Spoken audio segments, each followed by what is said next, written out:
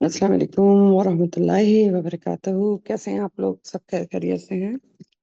ٹھیک ہے. ہیلو، آواز آ رہی ہے آپ لوگوں کو میری؟ جی جی میم آ میم. رہی ہے.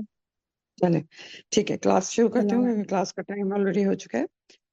آواز سے نحمدہ و نصلی علی رسولہ الکریم، اما بعد فاعوذ باللہ من الشیطان الرجیم. بسم اللہ الرحمن الرحیم. رب اشرح لی صدری ویسر لی امری واحلل عقدۃ من لسانی یفقہوا قولی. رب زدنی علما اللہم فقہنا فی الدین اللہم ارزقنی التفکر والتدبر لما یتلوہ لسانی من کتابک والفهم له والمعرفة بمعانیه والنظر في عجائبه والعمل بذلك ما بقیت انک علی کل شیء قدیر. رب ارحمہما کما ربیانی صغیرا. اللہم حاسبنی حسابا یسیرا.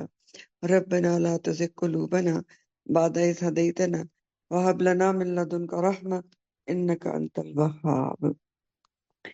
اچھا، پہلے کل کی جو تفسیر تھی اس میں ایک چھوٹی سی کریکشن کر لیں.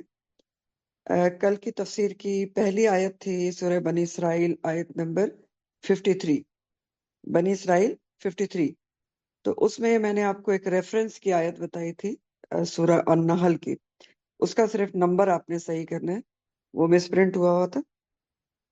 سورہ نحل کی آیت جو ریفرنس کی آیت ہے سورہ بنی اسرائیل 53 کے اندر، ٹھیک؟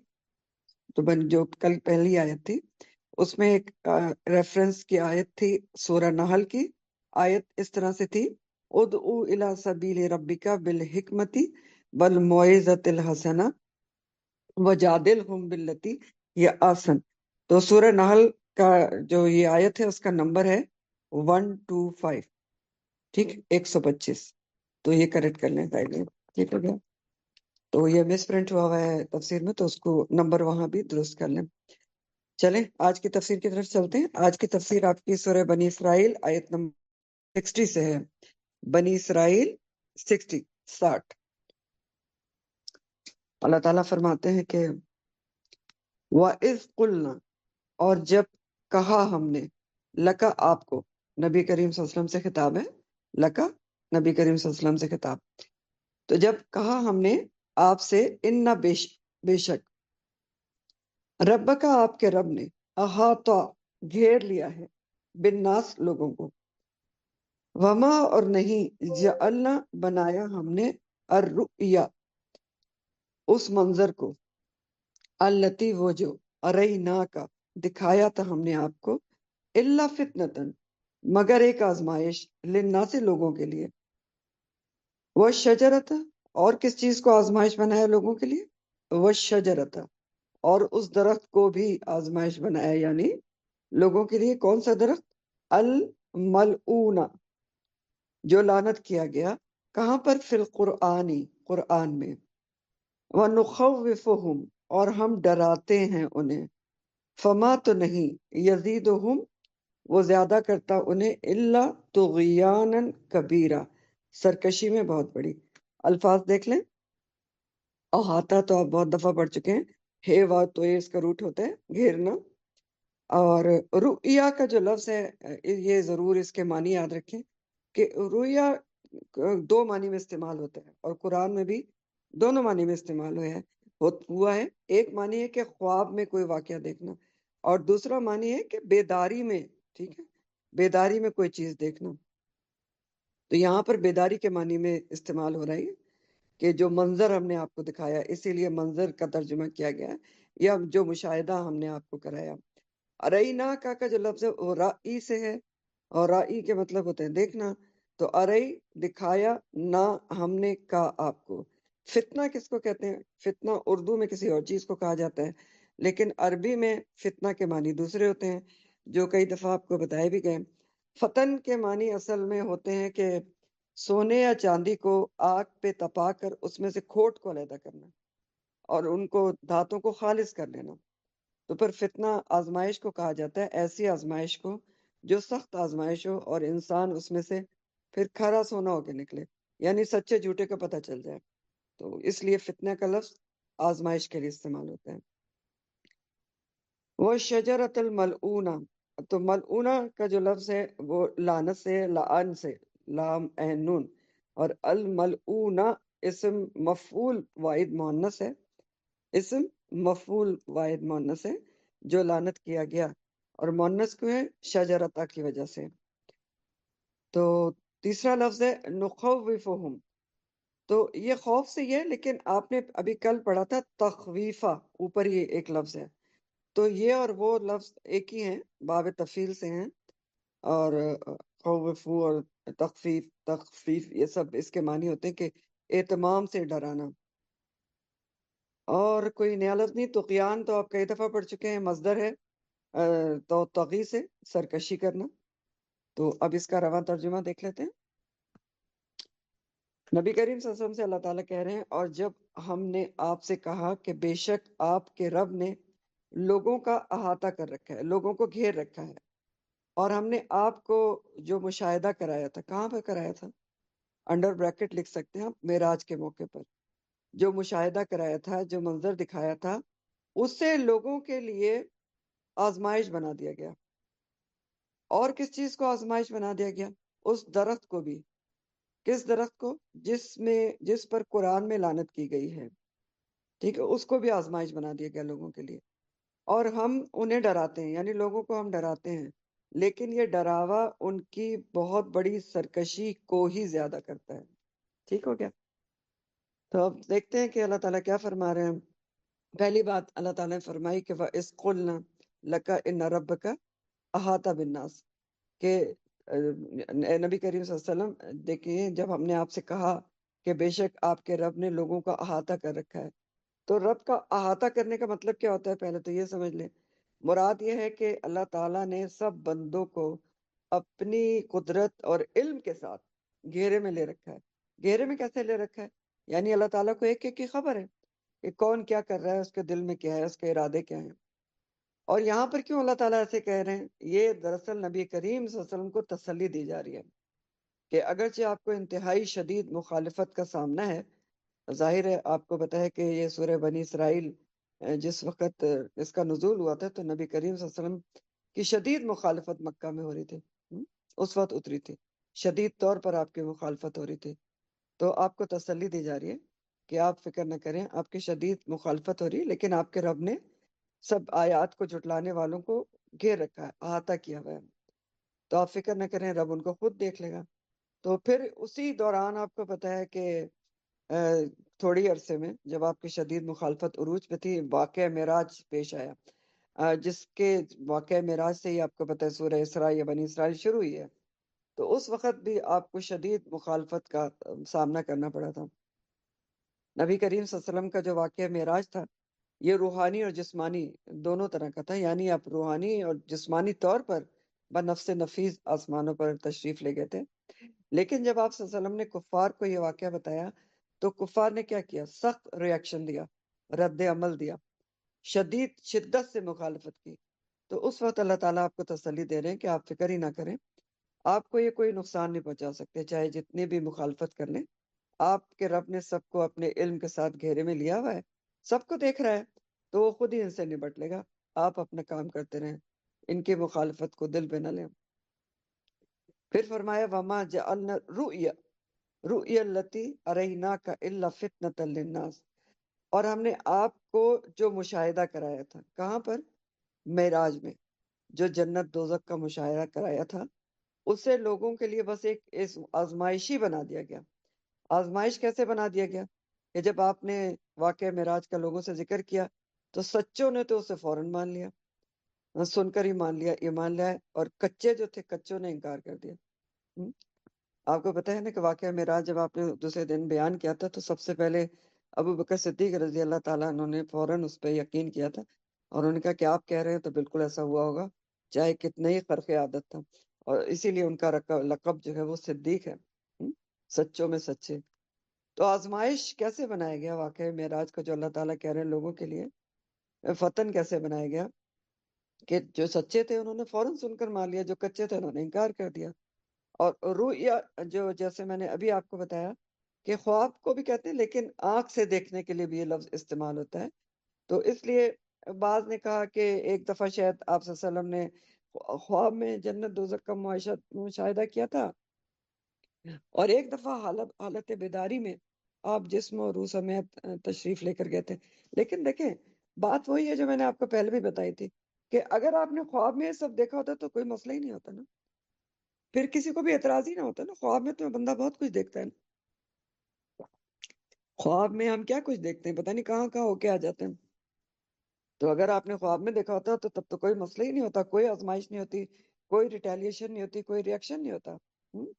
تو بات یہ ہے کہ آپ بنفس نفیس تشریف لے کے گئے تھے، جسم و روح سمیت تشریف لے کر گئے تھے. اسی لیے تو جب آپ نے یہ واقعہ بتایا تو پھر لوگوں کے لیے فتنہ بن گیا، آزمائش بن گیا. اور اس واقعے کے فتنہ بننے سے خود ہی ثابت ہو گیا کہ جسمانی سفر تھا. ورنہ تو خواب میں ہوتا تو کسی کو کے لیے فتنہ اور آزمائش بننے کی ضرورت ہی نہیں تھی نا. تو بہرحال واقعہ معراج ایک خرق عادت واقعہ تھا. خرق عادت کس کو کہتے ہیں؟ خلاف عادت، خلاف معمول واقعہ تھا اور معجزہ تھا. تو اس معجزے کا کفار نے اتنا مذاق اڑایا کہ کمزور ایمان والے بھی ایک طرح سے شک میں پڑ گئے، ان کا ایمان ڈاواڈول ہو گیا. حالانکہ چاہیے تو یہ تھا کہ یہ حصی معجزہ جو طلب کر رہے تھے کہ حصی معجزہ ہمیں دکھایا جائے، ان کو دکھا دیا گیا. تو کفار کو چاہیے تھا کہ ایمان لے آتے. اب دیکھیں جنہوں نے بیت المقدس دیکھا ہوا تھا، اب پڑھ چکے ہیں پیچھے، انہوں نے کتنے سوال بھی کیے نبی کریم صلی اللہ علیہ وسلم سے. اچھا آپ بیت المقدس گئے تھے، بتائیں وہاں کیا ہے اور وہاں کیا ہے. اب آپ کے نظروں کے سامنے سے پردے ہٹا دیے گئے اور آپ نے ایک ایک بات بتائی، ایک ایک سوال کا جواب دیا، لیکن پھر بھی وہ ایمان نہیں لائے. پھر بھی ایمان نہیں لائے نا. تو اس طرح آپ یہ جو کفار تھے آزمائش میں بری طرح ناکام ہوئے، جس آزمائش میں وہ ڈالے گئے تھے. آزمائش میں وہ ڈالے گئے تھے. تو بہرحال بجائے اس کے کہ وہ آزمائش میں کامیاب ہوتے، اللہ تعالیٰ فرمانے کو پہلے سے بھی زیادہ سرکشی انہوں نے اختیار کی اور طغیاناً کبیرہ، بہت بڑی سرکشی میں آگے ہی بڑھتے چلے گئے. یعنی ظاہر ہے نبی کریم صلی اللہ علیہ وسلم جو ایک بات بتا رہے ہیں اس کو جھٹلایا انہوں نے، تو سرکشی میں اور بڑھ گئے.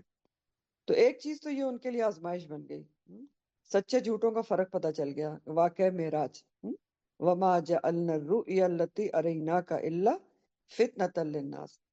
دوسری کس چیز کو اللہ تعالیٰ کہہ رہے ہیں کہ لوگوں کے لیے آزمائش بنایا گیا؟ دوسری چیز ہے یہ وَالشَّجَرَةً وَالشَّجَرَةَ الْمَلْعُونَةَ، اور اس درخت کو بھی آزمائش بنایا گیا لوگوں کے لیے جو لعنت کیا گیا ہے. کہاں پر؟ فی القرآن، قرآن میں. تو اس درخت سے مراد یہاں کون سا درخت ہے؟ یا شجرۃ الملعونہ کس درخت کو کہا گیا ہے؟ مراد زقوم کا درخت ہے جو جہنمیوں کا کھانا ہوگا اور جو جہنم میں ہی اگتا ہے. تو جو زقوم کا درخت ہے وہ بہت ہی کڑوا کسیلا ہوتا ہے، اس میں بہت زیادہ کانٹے بھی ہوتے ہیں اور بالکل بے فائدہ ہوتا ہے، کسی قسم کا کوئی اس میں فائدہ نہیں ہوتا. اسی لیے تو جہنمیوں کی غذا ہے نا. اور سورہ صافات میں اس کے بارے میں کچھ چیزیں بیان کی گئی ہیں. سورہ صافات کی آیات ہیں: اذالک خیر نزلا ام شجرۃ الزقوم ان جعلناها فتنة للظالمین انها شجرۃ تخرج فی اصل الجحیم طلعها کأنه رؤوس الشیاطین. کیا یہ مہمانی بہتر ہے یا دوزخ میں تھوڑ کا درخت؟ بلا شبہ ہم نے اس درخت کو ظالموں کے لیے آزمائش بنایا ہے. بے شک وہ ایک درخت ہے جو دوزخ کی تہہ میں سے اگتا ہے، اصل الجحیم میں سے. تو اس کے خوشے کیسے ہوتے ہیں؟ گویا کہ وہ شیاطین کے سر ہوں. یہ سورہ صافات کی آیات ہیں، آیات 62 سے 65 تک. تو جب یہ آیات اتری سورہ صافات کی تو کافروں نے اس کا بہت مذاق اڑایا. ابو جہل نے بہت ہی مذاق کیا، کہنے لگا کہ خود ہی کہتے ہو کہ جہنم میں ہر طرف بھڑکتی ہوئی آگ ہوگی، تو پھر بھڑکتی ہوئی آگ میں درخت کہاں سے اگائے گا؟ حالانکہ یہ بھی دراصل اللہ کی قدرت کاملہ کا انکار تھا کہ اللہ تعالیٰ کی قدرت کو اپنی عقل سے اس نے جانچنے کی کوشش کی. تو بات تو یہ ہے کہ دیکھیں آگ میں درخت اگنا تو کوئی بڑی بات نہیں ہے، جبکہ آگ کے اندر جاندار تک پیدا ہوتے ہیں اور زندہ بھی رہتے ہیں. آگ کا ایک کیڑا ہوتا ہے جس کو پیراسائٹ، فائر پیراسائٹ کہا جاتا ہے، کیٹرپلر کی طرح کا ہوتا ہے. تو یہ کہاں پیدا ہوتا ہے؟ یہ جس کو آپ فائر پیراسائٹ کہتے ہیں، یہ سمندر کی تہ میں کافی ڈیپتھ میں جا کر ایک ہوتا ہے درخت ہوتا ہے جس کو فائر ٹری کہا جاتا ہے یا فائر پلانٹ کہا جاتا ہے، اور یہ سمندر کے بالکل تہ میں ہوتا ہے، ڈیپتھ میں، کافی فٹ اندر جائیں تو وہاں ہوتا ہے۔ تو فائر پلانٹ اس کو کیوں کہا جاتا ہے؟ کیونکہ اس میں سے روشنی نکلتی ہے، یہ بھی اللہ کی قدرت ہے۔ تو اس پودے کے اندر آگ کا کیڑا پیدا ہوتا ہے، ٹھیک ہے، پیدا بھی ہوتا ہے، زندہ بھی رہتا ہے اس کے اندر۔ تو اب آپ دیکھیں کہ یہ تو اللہ تعالیٰ کی قدرت کاملہ ہے، جہاں پر جو کچھ کر دے۔ اور پھر اسی طرح اللہ تعالیٰ نے سورہ یاسین میں نہیں فرمایا کہ سبز درخت سے بھی آگ نکل سکتی ہے؟ یہ بھی اللہ تعالیٰ کی قدرت ہے۔ سورہ یاسین آیت نمبر 80 ہے، یاسین 80، الذی جعل لکم من شجرۃ الاخضر نارا فاذا انتم منہ توقدون۔ اللہ وہ ذات ہے جس نے سبز درخت میں سے کیا کیا ہے؟ آگ نکالی ہے، تو تم اس سے جلاتے ہو۔ تو سورہ یاسین میں جس درخت کا ذکر ہے وہ دو درخت ہوتے تھے عربوں کے ہاں، ایک تھا مرخ اور ایک کا نام تھا افار۔ تو ان دونوں درختوں کی شاخیں آپس میں رگڑی جاتی تھیں تو اس سے آگ پیدا ہوتی تھی۔ اور یہ طریقہ کہتے ہیں کہ وہ چکماک وغیرہ اور پتھر سے جو رگڑ کے آگ پیدا کی جاتی تھی اس سے بھی پرانا قدیمی جو ہے طریقہ ہے۔ ماچس وغیرہ تو پہلے ایجاد نہیں ہوئی تھی نا۔ تو یہ تو اللہ تعالیٰ کی قدرت ہے۔ سمندر میں فائر جو پلانٹ ہوتا ہے اس سے فائر پیراسائٹ پیدا کرتا ہے، یا سبز درخت سے بھی آگ نکال سکتا ہے۔ تو انسان تو ان چیزوں کو نہیں سمجھ سکتا، انسان کی عقل ناقص ہے، اور انسان کو کوئی حق بھی نہیں پہنچتا کہ وہ اللہ تعالیٰ کے کمالات اور عجائبات کا مذاق اڑائے۔ اور بات یہ ہے کہ یہ تو دیکھیں دنیا کا حال ہے نا، دنیا کی چیزیں ہیں کہ سبز درخت سے آگ نکل آتی ہے یا فائر میں سے کیڑا پیدا ہو جاتا ہے، لیکن جہاں تک آخرت کی بات ہے نا، اس کے حالات تو ہم بالکل بھی نہیں جان سکتے نا۔ تو ہم اللہ تعالیٰ کی پھر چیزوں کا، اس کی قدرت کا مذاق کیسے اڑا سکتے ہیں؟ اس کے کمالات اور عجائبات کا مذاق کیسے اڑا سکتے ہیں؟ جو آخرت کی چیزیں ہیں، جو ایمان بالغیب کی چیزیں ہیں، اب جیسے زقوم بھی کیا ہے، یہ تو آخرت میں ہمیں پتہ چلے گا نا، جہنم میں جا کر لوگوں کو پتہ چلے گا کہ زقوم کیا ہوتا ہے۔ تو آخرت کے بارے میں پھر کیسے کوئی اس طرح کے مذاق اڑا سکتا ہے یا انکار کر سکتا ہے، جبکہ اس کے حال احوال کو کوئی جان ہی نہیں سکتا، غیب کی باتیں ہیں۔ اور آخرت کی بات کو تجربے سے بھی کوئی نہیں بتا سکتا، کیونکہ آخرت کا تجربہ تو ابھی کسی نے کیا ہی نہیں، تو پھر انکار کیسے کر سکتا ہے؟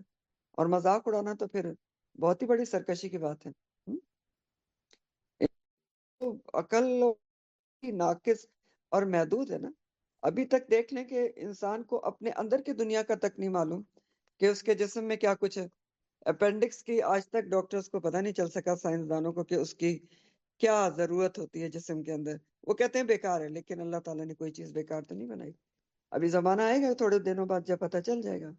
تو بات یہ ہے کہ انسان کو تو ابھی اپنے اندر کے حالات و کیفیات کا بھی ادراک نہیں ہے، تو کہاں کہ وہ آخرت کی باتوں کے اوپر مذاق اڑائے اور اس کا استہزاء کرے۔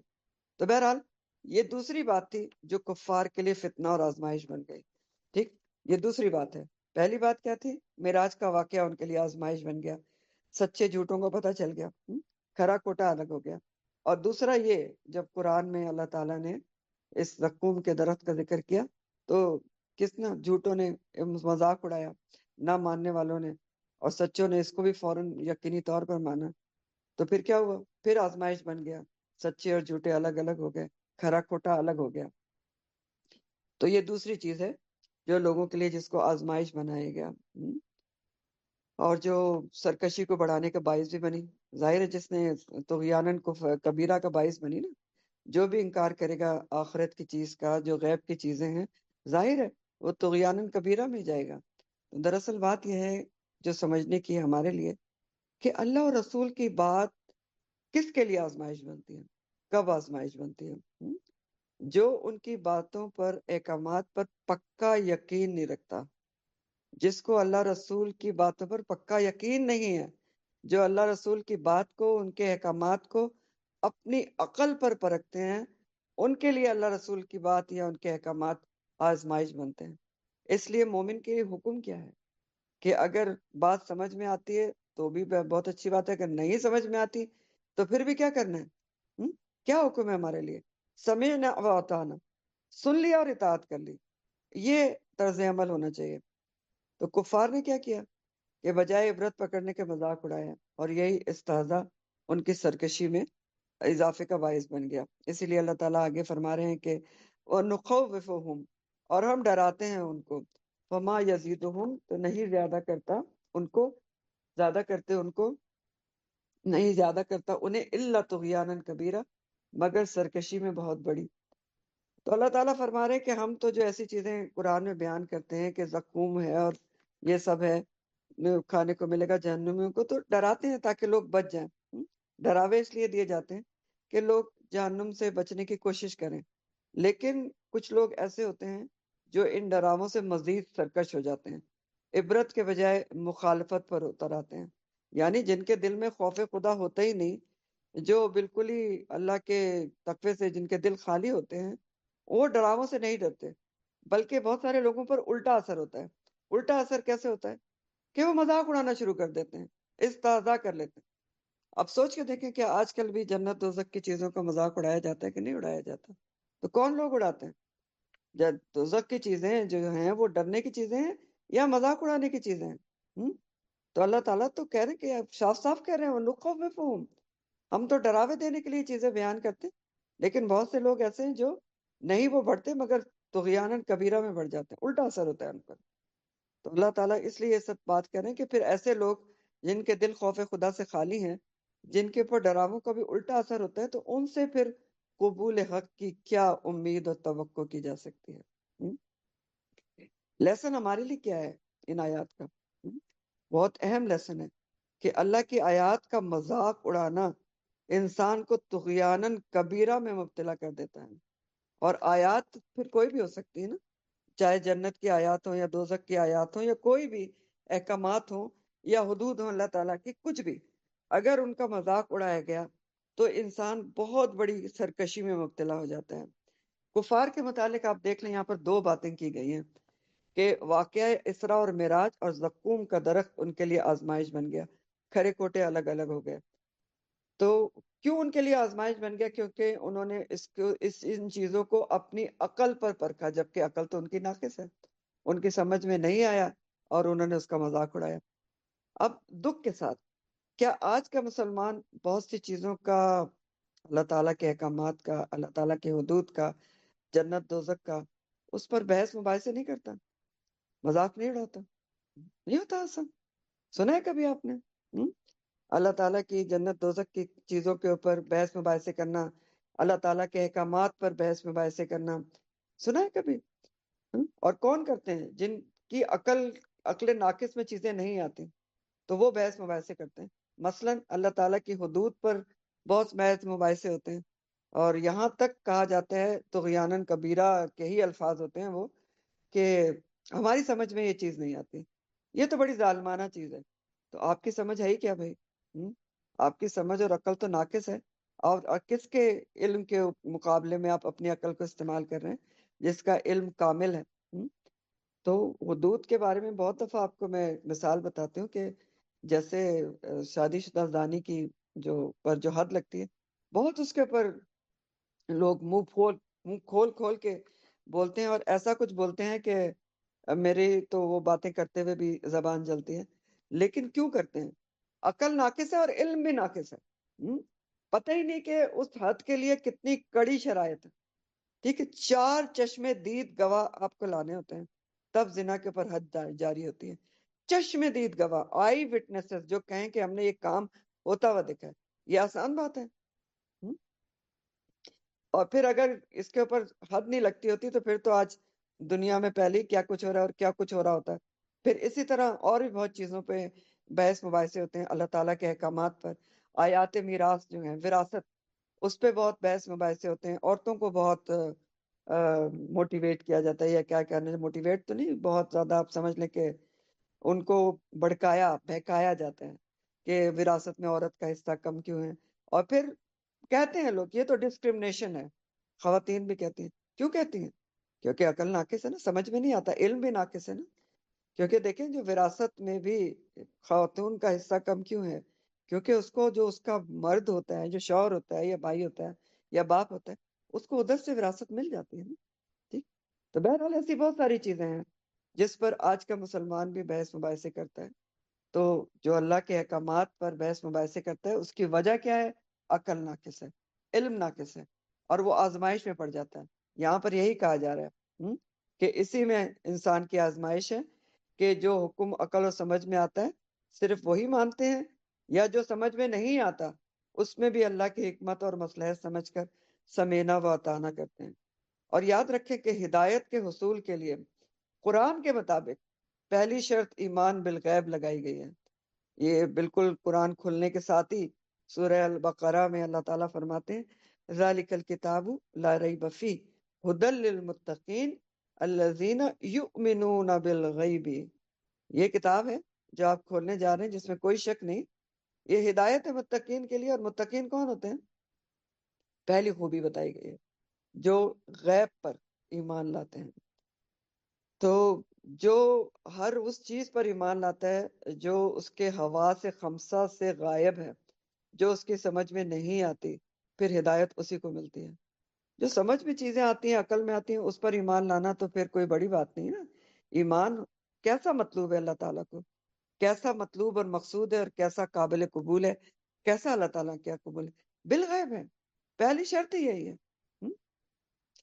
پہلی شرط یہ ہے کہ جو غیب کی چیزیں اس پر ایمان لیں. آمنت باللہ ملائکتی کتبی و رسولی، ساری چیزیں، ملائکہ غیب ہے، سب چیز. تو تقدیر کے اوپر، یوم آخرت کے اوپر، تو ایمان تو ہے ہی بالغیب. اگر غیب کی چیزوں کے اوپر آپ ایمان لانے کے بجائے کوئی ان کا مذاق اڑاتا ہے تو سمجھ لیں وہ فتنے میں، آزمائش میں پڑا ہوا ہے، اور پھر وہ طغیانن کبیرہ کے اندر جا سکتا ہے، بہت بڑی طغیانی میں، سرکشی میں جا سکتے ہیں. آگے اللہ تعالیٰ فرماتے ہیں وَإِذْ قُلْنَا لِلْمَلَائِكَةِ، اور جب کہا ہم نے. یہ اس کا لفظ آتا ہے نا، اس کے معنی ہوتے ہیں کہ وہ وقت بھی یاد کرو، یا وہ وقت بھی یاد کرو جب ہم نے ایسا کیا تھا یا کہا تھا. وَإِذْ قُلْنَا، اور جب کہا ہم نے لِلْمَلَائِكَةِ، فرشتوں سے. کیا کہا؟ اسجدو، تم سب سجدہ کرو. امر جمع کا صیغہ ہے سجدہ سے. کس کو سجدہ کرو؟ لی آدم، آدم علیہ السلام کو. فسجدو، تو ان سب نے سجدہ کیا. الا ابلیس، مگر ابلیس نے نہیں کیا. قالا، اس نے کہا. کس نے کہا؟ ابلیس نے کہا اسجدو، کیا میں سجدہ کروں؟ لمن، اس کو جسے خلقتا، پیدا کیا ہے تو نے، تینا، گیلی مٹی سے. اس میں کوئی ایسا نیا لفظ نہیں ہے. تین کہتے ہیں گیلی مٹی کو. ترجمہ دیکھ لیں اس کا، رواں ترجمہ. اللہ تعالیٰ فرما رہے ہیں کہ وہ وقت بھی یاد کریں جب ہم نے فرشتوں سے کہا تھا کہ آدم کو سجدہ کرو، تو ابلیس کے سوا سب نے سجدہ کیا، اور ابلیس نے نہیں کیا. تو اس نے کہا کہ میں اسے سجدہ کروں جسے تو نے مٹی سے پیدا کیا، گیلی مٹی سے. تو جب ہم نے فرشتوں سے کہا کہ آدم کو سجدہ کرو، تو ابلیس کے سوا سب نے سجدہ کیا. تمام فرشتے حکم ملتے ہی فوراً تعمیل بجا لائے، مگر ابلیس اکڑ گیا، اس نے حکم نہ مانا، آدم علیہ السلام کو سجدہ نے کیا. ٹھیک. اب یہ واقعہ تو آپ بہت دفعہ پیچھے پڑ چکے ہیں کہ ابلیس فرشتوں کے ساتھ کیوں تھا، حالانکہ ابلیس تو جنوں میں سے ہے. کان من الجن، یہ طاؤس ملائکہ تھا، ان کا استاد تھا، ان کو پڑھاتا تھا، تو اس کو اعلیٰ درجہ دے کے فرشتوں کے ساتھ رہنے رکھا گیا تھا. تو بہرحال اس نے انکار کر دیا، اور سجدہ نہ کرنے کا عذر بھی کیا پیش کیا. کیا عذر پیش کر رہا ہے؟ اللہ کی تخلیق کے اوپر اعتراض کر رہا ہے. کہہ رہا ہے کہ اسجدو، کیا میں سجدہ کروں اس کو جس کو تو نے پیدا کیا ہے مٹی سے، گیلی مٹی سے. تو سجدے کا انکار بھی کیسے کر رہا ہے؟ اللہ تعالیٰ کی تخلیق کے اوپر آبجیکشن کر کے. تو اسجدو میں جو ہے نا، یہ آپ کو پتہ ہے کہ سوالیہ ہوتا ہے، لیکن یہ استفہام انکاری ہے. استفہام یعنی سوال کرنا، اور انکاری یعنی انکار کر رہا ہے کہ میں کیسے اس مٹی کے بنے ہوئے آدم کو سجدہ کر سکتا ہوں، میں اس کو سجدہ کروں گا، میں اس کو سجدہ نہیں کر سکتا. تو یہاں پر آدم اور ابلیس کا قصہ ابھی جو ترتیب میں ہے چوتھی مرتبہ آ رہا ہے قرآن کی ترتیب میں. پیچھے آپ 3 دفعہ پڑھ چکے ہیں، چوتھی دفعہ یہاں آپ پڑھ رہے ہیں. اور کل قرآن میں یہ قصہ 7 جگہ بیان ہوا ہے. یہاں پر زیادہ تفصیلات نہیں ہیں، بلکہ ایک خاص بات کی وجہ سے اس کو یہاں پر لایا گیا ہے. خاص بات کیا ہے؟ پیچھے مشرکین کی سرکشی کا ذکر ہوا ہے، تو اب جو سب سے بڑا سرکش نافرمان ابلیس ہے اس کا بیان ہے.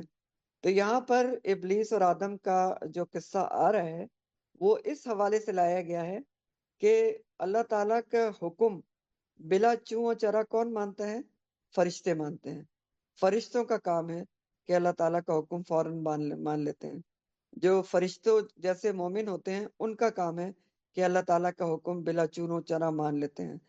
اور حکم پر اعتراض نکالنا، آبجیکشن کرنا، شک و شبے کا اظہار کرنا کس کا کام ہے؟ ابلیس کا کام ہے.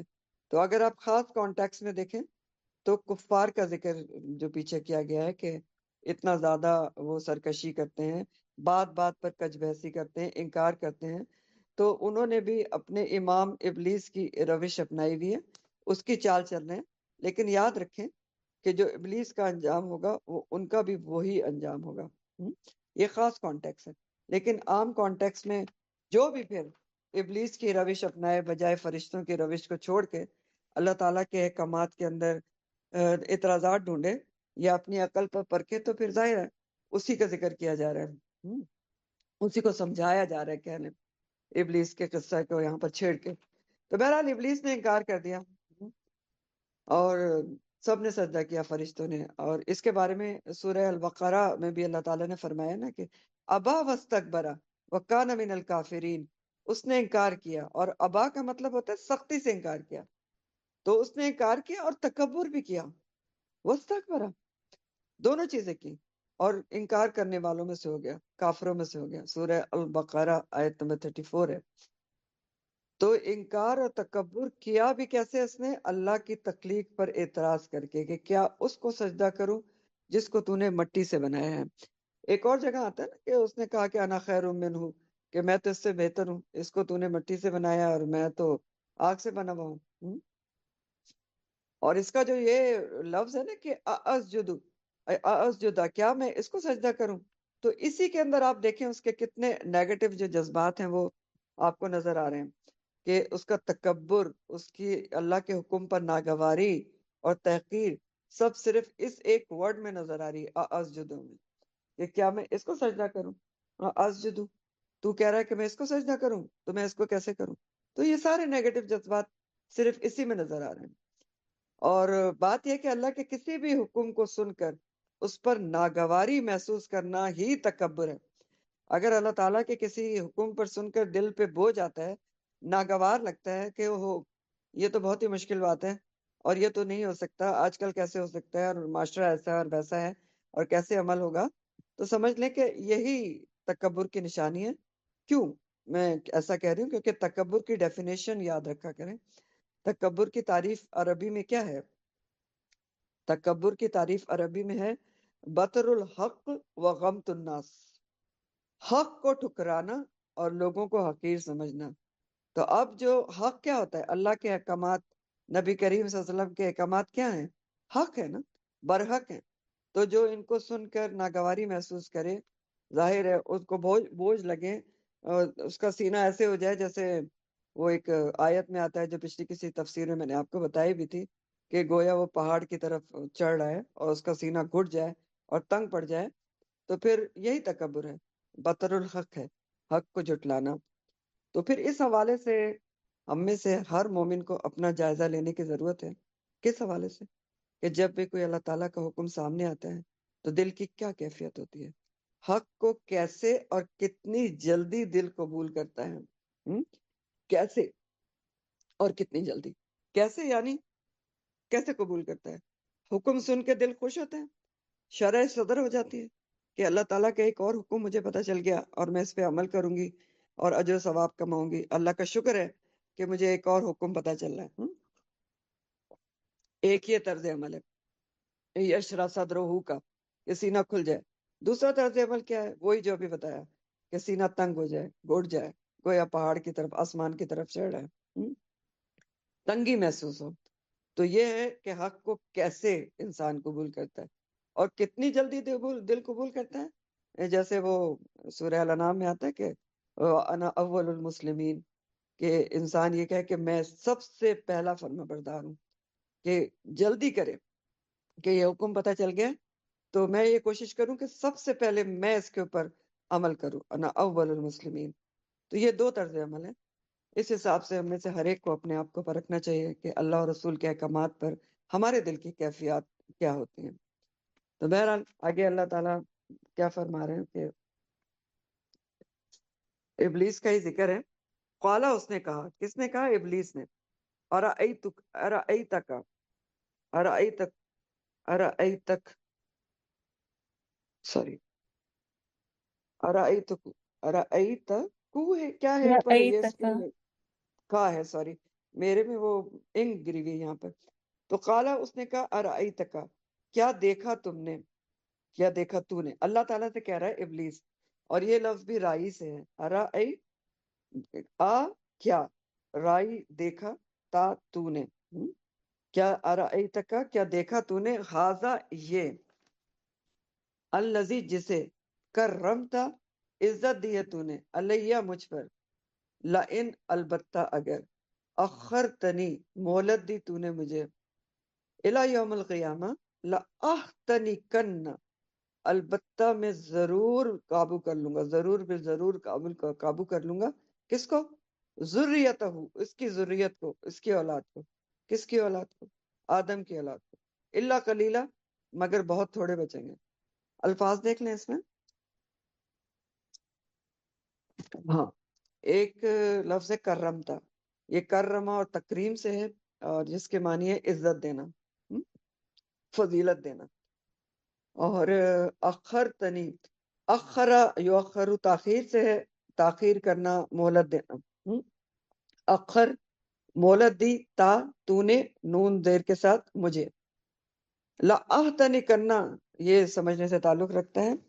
یہ جو لفظ ہے لام، تو لام تاکید ہے، اور نون شد کے ساتھ جو آخر میں آ رہا ہے وہ بھی تاکید کے لیے آ رہا ہے، اور اس کا روٹ ہنکا ہے، ہا، نون اور کا۔ تو اے تنکل فرض، فرض گھوڑے کو کہتے ہیں عربی میں۔ اے تنکل فرض، اس کہتے ہیں گھوڑے کے منہ میں لگام دے کر اس کو قابو کر لینا۔ اے تنکل فرض، سین سے ہے، گھوڑے کے منہ میں لگام دے کر اس کو قابو کر لینا۔ اور المہنک، المہنک ایسے آدمی کو کہتے ہیں جس کو زمانے نے تجربہ کار بنا دیا گیا ہو، زمانے نے تجربہ کار بنا دیا گیا ہو۔ تو اے تنکا کا جو لفظ ہے اس کا معنی پھر اس طرح بنتا ہے کہ کسی پر عقل اور تجربے سے پوری طرح قابو پا لینا، ٹھیک، عقل اور تجربے سے پوری طرح قابو پا لینا، لگام دے دینا اس کو۔ تو یہ اس لفظ کا معنی بنتا ہے۔ تو اب اس کا رواں ترجمہ دیکھ لیں۔ قالا، وہ ابلیس کہنے لگا، دیکھ تو ذرا، اسے تو نے مجھ پر عزت دی ہے، یعنی آدم علیہ السلام کو کہہ رہا ہے اسے دیکھ جسے تو نے مجھ پر عزت دی ہے، یقیناً اگر تو مجھے یوم قیامت تک ڈھیل دے گا تو تھوڑے سے لوگوں کے سوا میں اس کی تمام نسل پر قابو پا لوں گا، ان کی جڑ کاٹ دوں گا، قابو پا لوں گا، جڑ کاٹ دوں گا، یہ سارے معنی احتان کرنا کا ہی ہے، احتان کا۔ تو اب اس نے پہلی بات کیا کی کہ اگر ذرا دیکھ تو بھلا، اس شخص کو دیکھ، اس ذات کو دیکھ، اس شخصیت کو دیکھ جسے تو نے مجھ پر عزت دی ہے۔ تو ارائیتکا کا جو لفظ ہے نا، یہ بھی رائی سے، لیکن یہاں پر بتانے کے معنی میں آ رہا ہے۔ یہ سرکشی کی انتہا ہے کہ اللہ تعالیٰ سے یہ کہہ رہا ہے ابلیس کہ ذرا تو مجھے بتا کہ تو نے ایسا کیوں کیا ہے، یعنی مجھے وجہ بتا کہ تو نے یہ ایک مٹی سے ایک پتلا بنایا، اس میں روح ڈالی، اور اس کے لیے وہ کہہ رہا ہے کہ مجھ سے کہہ رہا ہے کہ سجدہ کر۔ تو ارائیتکا، ذرا مجھے اس کی وجہ بتا کہ تو نے ایسا کیوں کیا۔ تو اس جملے پر بھی غور کریں کہ ارائیتکا، تو یہ اس کا جملہ بھی آپ کو سخت حسد اس کے اندر نظر آئے گا، حسد آ رہا ہے نا اس کو، واضح حسد ہے نا۔ آپ دیکھیں کہ آدم علیہ السلام سے حسد کا شکار ہو گیا، اس سے یہ برداشت ہی نہیں ہوا کہ آدم علیہ السلام کو اس پر فوقیت مل جائے۔ اور آج بھی انسان پر شیطان کا سب سے بڑا وار یہی حسد کے راستے سے ہوتا ہے۔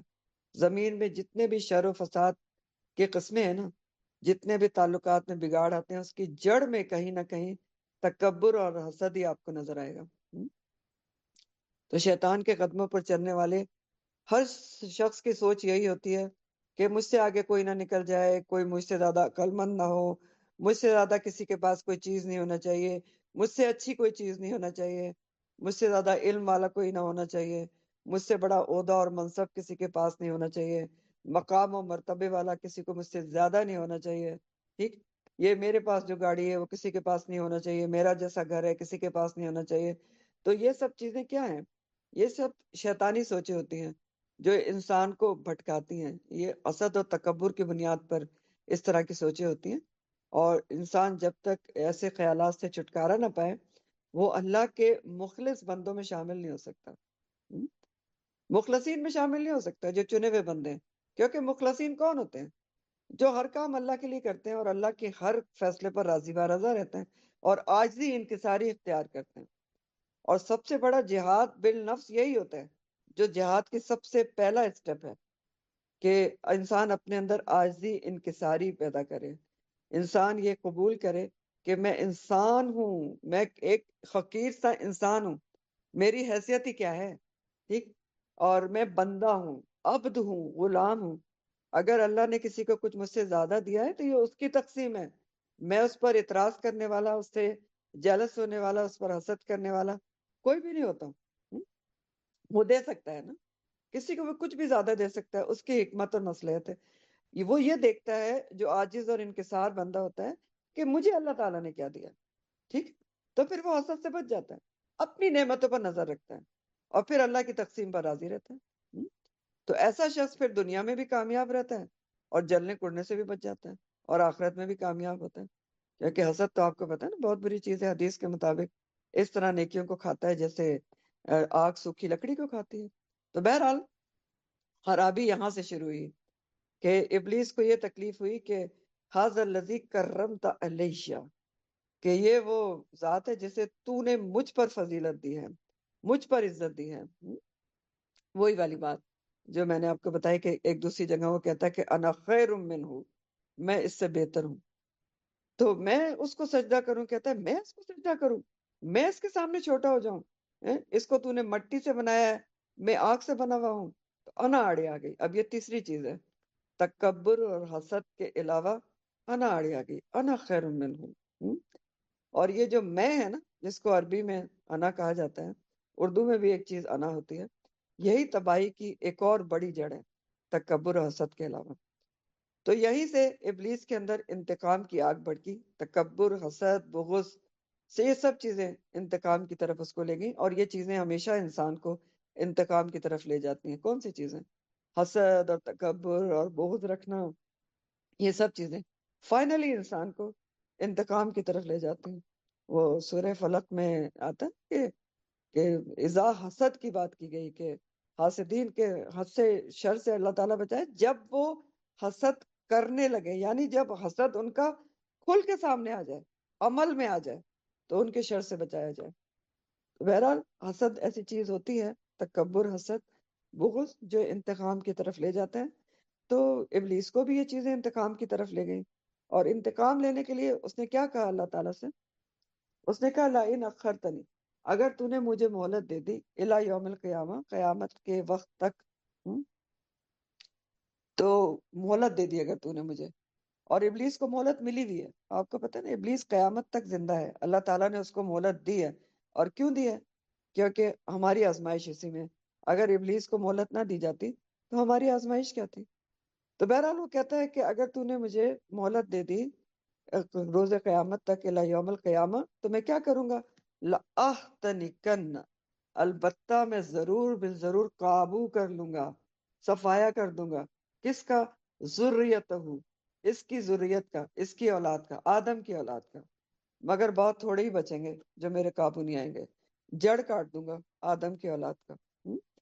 آتا نہیں کرنا، ابھی میں نے آپ کو بتایا نا کہ آتا نہ کل فرض کہتے ہیں گھوڑے کو لگام دے کر قابو کرنا، تو ابلیس نے کہا کہ میں لگام ڈال کر رکھوں گا، تیرے یہ آدم کے اولاد میں سے بہت سارے لوگوں کو اپنے قابو میں رکھوں گا، ان کی لگام میرے ہاتھ میں ہوگی، تو جہاں چاہوں گا ان کے لے جاؤں گا، جو چاہوں گا ان سے کراؤں گا۔ اور اے تنکا کا معنی میں نے دوسرا آپ کو بتایا کہ کسی پر عقل اور تجربے سے قابو پا لینا، تو شیطان نے کہا کہ میں اپنے عقل اور تجربے سے ان پر، آدم کی اولاد پر قابو پا لوں گا۔ تو یہ اس نے چیلنج کیا، یہ چیلنج ہے اس کا، ہاں؟ کہ تو مجھے مہلت دے، تو یہ میرا چیلنج ہے، لَأَحْتَنِكَنَّ ذُرِّيَّتُهُ إِلَّا قَلِيلًا، کہ اس نے چیلنج کیا کہ آدم ہے، جو اولاد آدم ہے میرے لیے ترنے والا رہے گی، بہت آسانی سے ان کو قابو میں کر لوں گا اپنے تجربے سے. جیسے سورہ الحجر میں بھی آتا ہے کہ قال ربی بما اغویتنی لأزینن لهم فی الارض ولأغوینہم اجمعین الا عبادک منہم المخلصین. اس نے کہا کہ اے میرے رب، اس وجہ سے جو تو نے مجھے گمراہ کیا. اب ذرا اس کی سرکشی کے جملے دیکھیں، اور رب سے کہہ رہا ہے کہ جو تو نے مجھے گمراہ کیا، یقیناً میں ان لوگوں کے لیے زمین میں، یعنی اولاد اعظم کے لیے زمین میں گناہوں کو خوشنما بنا دوں گا، اور ضرور ان سب کو گمراہ کروں گا تیرے ان بندوں کے سوا جو ان میں سے چنے ہوئے. یہ بار بار آتا ہے، چنے ہوئے بندے بچ جاتے ہیں، جو مخلصین ہیں، جنہوں نے اللہ تعالیٰ کے لیے اپنے آپ کو خالص کیا ہوا ہے. تو کیا طریقہ بتا رہے ہیں کہ کیسے ان کو قابو کروں گا. اس آیت میں سورہ ہجر کی یہ آیات ہیں 39-40. تو طریقہ یہ بتا رہے ہیں کہ میں گناہوں کو زمین میں ان کے لیے مزین، خوشنما، خوبصورت بنا کے دکھاؤں گا. گناہ کے کام بہت اچھے لگیں گے، بڑے شوق سے لوگ کریں گے، گناہ کے کام میں شرکت کریں گے، گناہوں کی محفلوں میں شرکت کریں گے، گناہ کے عمل ان کو بہت اچھے لگیں گے. جس چیز میں گناہ ہوگا وہ خوبصورت نظر آئے گی، اسمارٹ نظر آئے گی. ٹھیک ہے، تو اس طرح لوگوں کو خوشنما بنا کے دکھاؤں گا گناہوں کو. یہ ایک طریقہ اس نے بتایا. سورہ نساء میں اس کے چیلنجز اور طرح سے بیان ہوئے ہیں. سورہ نساء میں بھی اس نے بہت سارے چیلنجز دیے تھے. سورہ نساء کی آیات ہیں 119-120. کہتا ہے وَلَأُضِلَّنَّهُمْ وَلَأُمَنِّيَنَّهُمْ، اور میں انہیں ضرور گمراہ کروں گا اور انہیں ضرور امیدیں دلاؤں گا. یعنی گمراہ کیسے کروں گا؟ امیدیں دلا دلا کر گمراہ کروں گا. ایسی دنیا کی امیدوں میں ڈالوں گا کہ ہر خواہش پہ دم نکلے، کہ انسان دنیا کی امیدوں سے باہر ہی نہیں آئے گا اور آخرت بھول جائے گا. آگے کہتا ہے، سورہ نساء کی آیات پڑھوں، وَلَآمُرَنَّهُمْ فَلَا يُبَتِّكُنَّ آذَانَ الْأَنْعَامِ، پھر میں ان کو ضرور حکم دوں گا تو وہ ضرور جانوروں کے کان کاٹیں گے. اب یہاں پر کس چیز کا ذکر ہو رہا ہے؟ وہ جو مشرکین کو شیطان نے ہی بھڑکایا تھا، تو وہ کیا کرتے تھے کہ حلال جانور تھے اور خود سے شریعت سازی کر کے ان کے کان کاٹتے تھے نشانی کے لیے کہ یہ جانور جو ہے بتوں کے لیے چھوڑا ہوا ہے. تو اس کا وہ ذکر کر رہا ہے کہ اس طرح سے میں لوگوں کو بھڑکاؤں گا، ٹھیک ہے، تیری راہ سے، تیرے حکم کے خلاف جائیں گے. تو یہ سارے چیلنجز ہیں، آگے بھی ہیں. پہلے اس نے کہا کہ میں کس طرح گمراہ کروں گا کہ امیدیں دلاؤں گا. دوسرے اس نے کہا ان کو حکم دوں گا، میرے حکم پہ منوہن چلیں گے، حلال جانوروں کو کان کاٹ کر بتوں کے لیے چھوڑ دیں گے اللہ کے حکم کے خلاف. پھر کہتا ہے کہ وَلَآمُرَنَّهُمْ فَلَيُغَيِّرُنَّ خلق اللہ، اور میں انہیں حکم دوں گا اور وہ اللہ کی بناوٹ میں ضرور تبدیلی کریں گے. اب اس کی تفصیلات اب سورہ نساء میں پڑھ چکے ہیں کہ اللہ کی بناوٹ میں تبدیلی کیا ہوتی ہے. یعنی اللہ نے جیسا انسان کو بنایا ہے، بلا وجہ کے لیے انسان اس میں تبدیلی کرے. تو اس میں بہت ساری چیزیں آ جاتی ہیں کہ خواہ مخواہ کے لیے خوبصورتی بڑھانے کے لیے کاسمیٹک سرجری کی جائے، اور بھی خلق میں تبدیلی، بہت ساری چیزیں ہیں، وہ آپ وہاں پر پڑھ چکے ہیں. اگر تفصیلات آپ جاننا چاہتے ہیں تو سورہ نساء کی آیات 119-120 کی تفسیر پڑھ لیں. ٹھیک ہے، مختصر میں نے آپ کو بتا دیا کہ اللہ تعالیٰ نے جیسے انسان کو بنایا ہے، وہ خلق اللہ میں تبدیلی کرنا گناہ کے کام ہے بلا وجہ کے لیے. ایک چیز تو یہ ہوتی ہے نا، دیکھیں کہ کسی کا پیدائشی طور پر ہونٹ کلیفٹ پیلٹ ہے یا کلیفٹ لپ ہے، یعنی کٹا ہوا ہونٹ ہوتا ہے یا کچھ ہوتا ہے، تو ظاہر ہے اس کی کاسمیٹک سرجری کی جاتی ہے، وہ ایک ضرورت ہے. لیکن اللہ تعالیٰ نے اگر انسان کو بنایا ہے، جیسے بنایا، اگر کسی کی آنکھ چھوٹی ہے یا ناک جس طرح کی بھی ہے، خواہ مخواہ کاسمیٹک سرجری کرنا، یہ خلق میں تبدیلی آتی ہے اور یہ منع ہے. اسی طرح اور بھی بہت ساری چیزیں ہیں کہ انسان، خواتین جو ہیں، ان کو جیسا بنایا ہے وہ اپنے آپ کو مرد ظاہر کرنے کی کوشش کرتی رہے اپنے حال حلیے وغیرہ سے. اور بھی کئی چیزیں ہیں اس میں، تو وہ پڑھ لیجیے گا. آگے اللہ تعالیٰ فرماتے ہیں وَمَن يَتَّخِذِ الشَّيْطَانَ وَلِيًّا مِن دُونِ اللَّهِ فَقَدْ خَسِرَ خُسْرَانًا مُبِينًا، اور جو شخص بھی اللہ کو چھوڑ کر شیطان کو اپنا دوست بنا لے، تو یقیناً وہ کھلے نقصان میں جا پڑا۔ یعدہم ویمنیہم وما یعدہم الشیطان الا غرورا، اور شیطان لوگوں سے وعدے کرتا ہے اور انہیں امیدیں دلاتا ہے، مگر شیطان کے سارے وعدے کیا ہوتے ہیں؟ غرورا، دھوکے اور فریب کے سوا کچھ بھی نہیں ہوتے۔ تو یہ آیات تھی سورہ نساء کی، جس میں اس کے چیلنجز کو مزید بیان کیا گیا ہے۔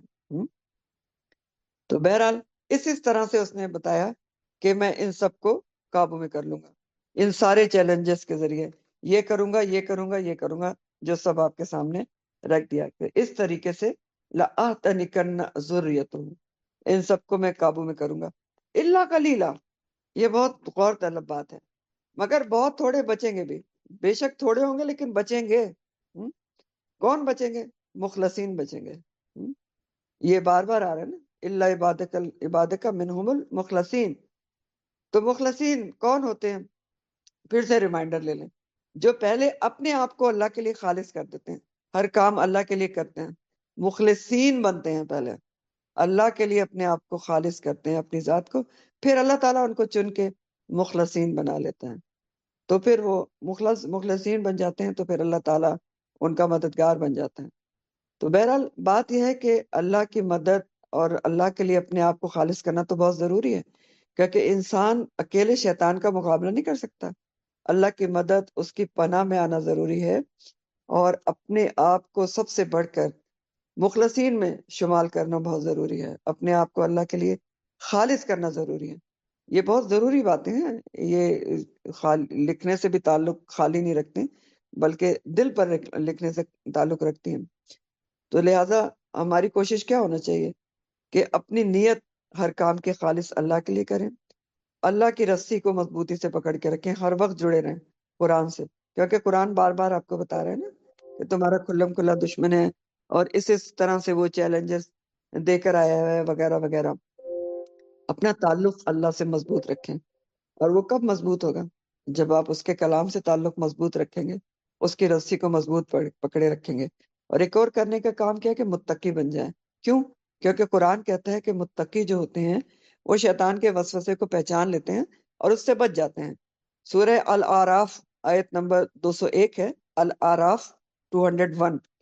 اللہ تعالیٰ فرماتے ہیں ان الذین اتقوا اذا مسهم طائف من الشیطان تذکروا فاذا هم مبصرون، بے شک وہ لوگ جو تقوی اختیار کرتے ہیں، جب ان کو چھوتا ہے کوئی شیطان کا گھومنے والا وسوسہ، تو وہ تو نصیحت پکڑ لیتے ہیں، فاذا هم مبصرون، تو وہ دیکھنے لگ جاتے ہیں۔ یعنی متقین کو پتہ چل جاتا ہے کہ یہ شیطان کا وسوسہ ہے جو مجھے بہکا رہا ہے، اور وہ اس سے بچ جاتے ہیں۔ تو پھر متقی بننے کی ضرورت ہے۔ تو یہ سب کرنے سے شیطان کو مایوس کیا جا سکتا ہے، اس کو شکست دی جا سکتی ہے، اس کے چیلنجز کو ناکام بنایا جا سکتا ہے۔ تو یہ سب ہم نے کرنا ہی کرنا ہے۔ پھر اللہ تعالیٰ کیا فرماتے ہیں؟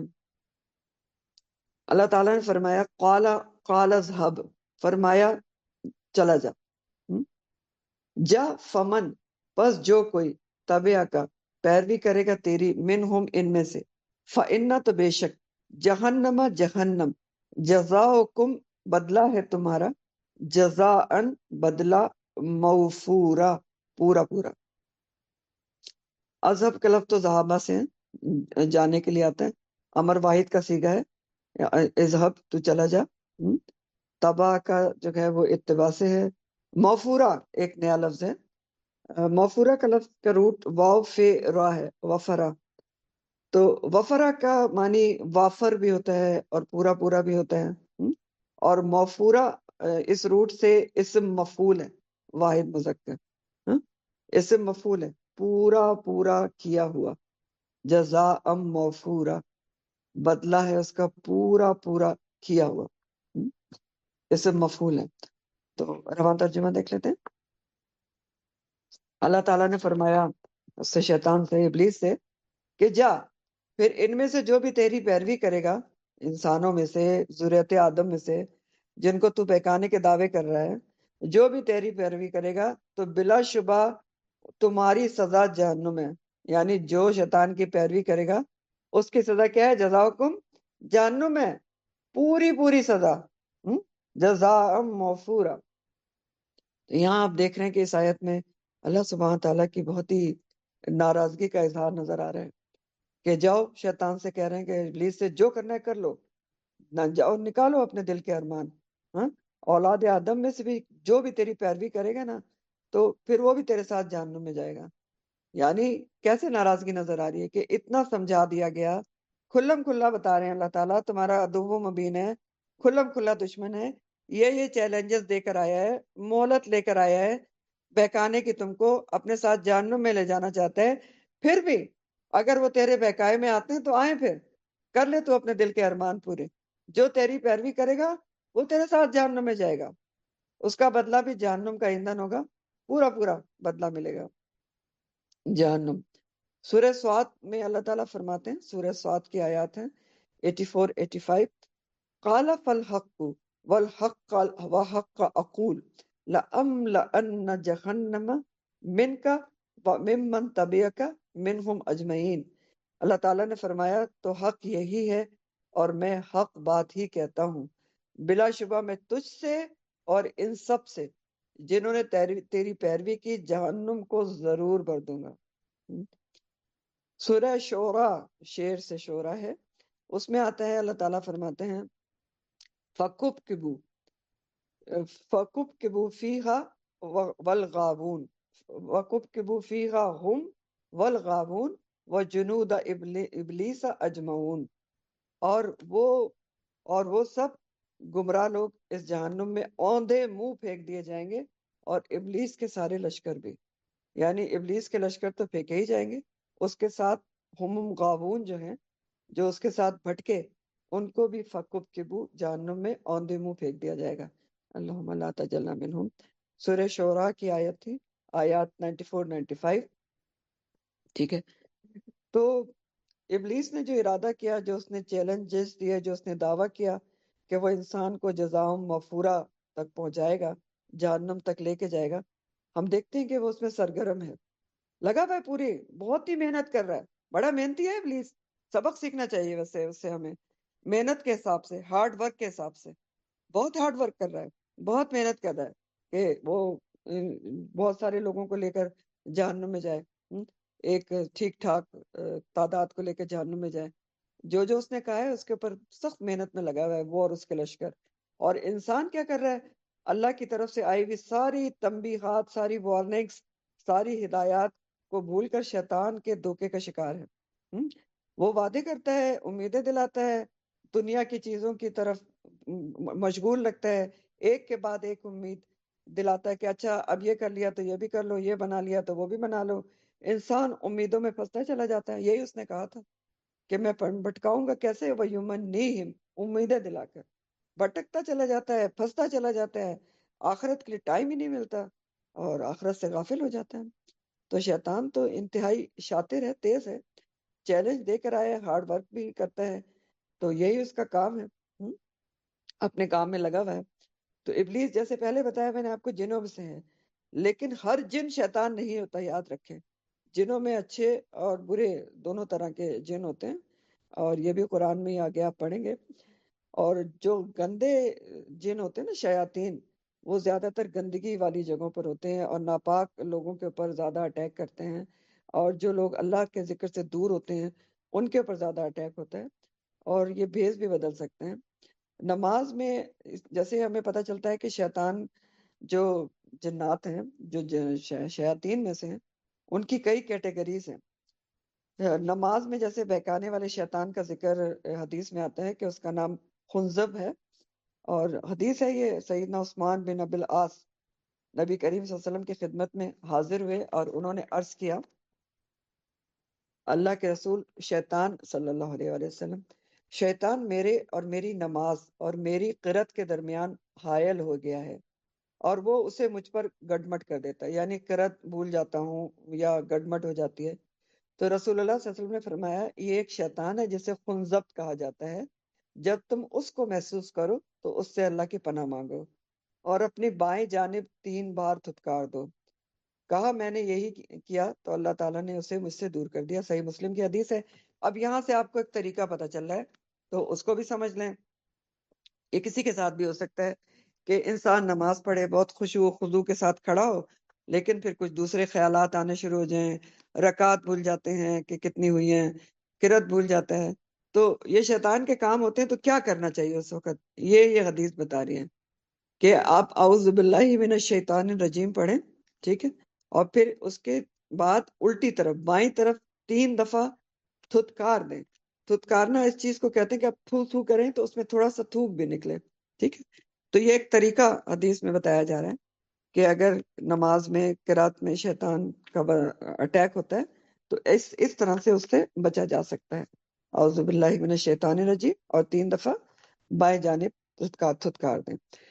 تو شیطان کے بہکانے کے بہت سارے طریقہ کار ہیں جو آپ نے پیچھے پڑھ لیے، اور اصل میں اس کا طریقہ کار کیا ہے، کیسے وہ ترتیب سے چلتا ہے۔ سب سے پہلے وہ شرک کی طرف لانا چاہتا ہے، شرک میں انوالو کرتا ہے انسان کو۔ کیوں؟ کیونکہ شرک کی معافی نہیں ہے نا۔ اللہ تعالیٰ نے قرآن میں فرمایا نا کہ جو چاہیں گے اللہ تعالیٰ معاف کر دیں گے، لیکن ان کے ساتھ شرک کیا جائے تو وہ معاف نہیں ہوگا۔ تو سب سے پہلے کوشش کرتا ہے کہ انسان کو شرک میں انوالو کرے۔ اس کے بعد سیکنڈ جو پسندیدہ چیز ہے اس کی وہ بدعت ہے۔ کیوں بدعت کیوں کرواتا ہے؟ کیونکہ بدعت کو انسان گناہ سمجھتا ہی نہیں۔ بدعت کی تو ڈیفینیشن ہی ہے کہ انسان ثواب سمجھ کے کرتا ہے، جبکہ دین میں اس کی کوئی حقیقت، کوئی اصل نہیں ہوتی۔ تو جب گناہ سمجھتا ہی نہیں ہے تو انسان معافی بھی نہیں مانگتا۔ تو اس لیے بہت پسندیدہ چیز ہے، ابلیس کی بدعت میں انوالو کرتا ہے۔ تیسرا کیا کرتا ہے، سب سے پہلے گناہ کبیرہ کی طرف بلاتا ہے، بڑے بڑے گناہوں میں ڈالتا ہے۔ اور یاد رکھیں کہ جھوٹ بولنا بھی گناہ کبیرہ ہے۔ پھر اس پر بھی زور نہ چلے تو پھر کم ثواب والے کام کی طرف لے کر جاتا ہے، چھوٹے گناہوں میں ڈالتا ہے، پھر ایسے کام کرواتا ہے جس میں اجر و ثواب کم ہو۔ ریاکاری کرواتا ہے کہ اچھے خاصے عمل انسان کرتا ہے نیک، پھر ریاکاری کے ذریعے اس کو ضائع کروا دیتا ہے۔ یہ سارے اسی کے کام ہیں۔ یہ طریقہ کار ہے نا، برائیوں کو عام کرواتا ہے۔ تو اس لیے انسان کو اپنی کمزوریوں پر ضرور نظر رکھنا چاہیے، اور شرک و بدعت سے خاص طور پر ہوشیار رہنا چاہیے کہ کہیں پر کسی طرح بھی سے بھی اگر انسان شرک میں تو نہیں گرفتار ہوا، ٹھیک ہے نا۔ ابھی آپ نے کل کی تفسیر میں بھی پڑھا ہے نا کہ شرک، یہ بھی شرک ہوتا ہے کہ انسان اللہ کے سوا کسی کو بھی مدد کے لیے پکارے، اللہ کے سوا کسی کو بھی مشکل کشا سمجھے، کسی کے بھی در پہ ماتھا ٹیکے جا کر کہ یہ میری مدد کر دے گا، تو یہ بھی شرک ہے۔ تو شرک سے اور پھر بدعت سے بہت زیادہ الرٹ رہنے کی ضرورت ہوتی ہے کہ سنت کیا ہے اور بدعت کیا ہے۔ اس کے بعد کیا کرتا ہے، باطل اور برائی کو مزین کر کے دکھاتا ہے۔ باطل اور برائی کو مزین کر کے دکھاتا ہے۔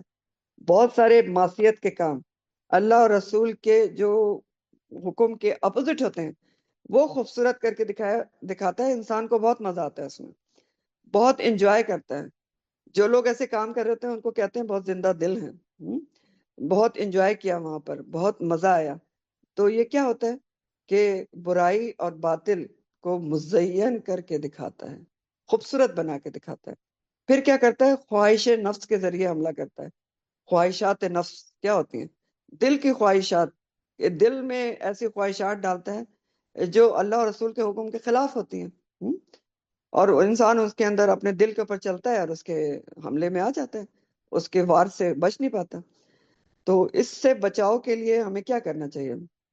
سب سے پہلے تو جو کچھ بھی اللہ تعالیٰ بتا رہے ہیں کہ یہ کچھ کرتا ہے وہ یہی اس کے طریقے ہیں، تو اس کو اچھی طرح سے سمجھیں اور ان سے بچنے کی پوری پوری کوشش کریں۔ پھر کیسے بچنا چاہیے؟ صبح شام کے اذکار ضرور پڑھیں، آیت الکرسی جتنی دفعہ پڑھنے کا حکم ہے اتنی دفعہ ضرور پڑھیں، اور معوذتین سورہ فلق اور سورہ ناس یہ پڑھنا چاہیے۔ اذکار میں بھی ہے، سوتے وقت کے اذکار میں بھی ہے۔ پھر اسی طرح بیت الخلاء میں جانے کی دعا، سونے جاگنے کی دعائیں، کھانے پینے کی دعاؤں کا اہتمام کرنا چاہیے۔ اور اس طرح سے ہوتا کیا ہے کہ اگر آپ دعائیں پڑھتے ہیں، سورہ البقرہ کی آخری آیات رات کو پڑھتے ہیں، 2 آیات، اس کو سونے سے پہلے معمول بناتے ہیں، سورہ ملک پڑھ کے سوتے ہیں، یا جو بھی کرتے ہیں، کھانے کی دعا پڑھتے ہیں، تو اس سب سے ہوتا کیا ہے کہ آپ جو ہیں اللہ کے ساتھ مسلسل جڑے رہتے ہیں۔ تو یہ سب کرنے سے پھر انسان شیطان کے وار سے بچ سکتا ہے۔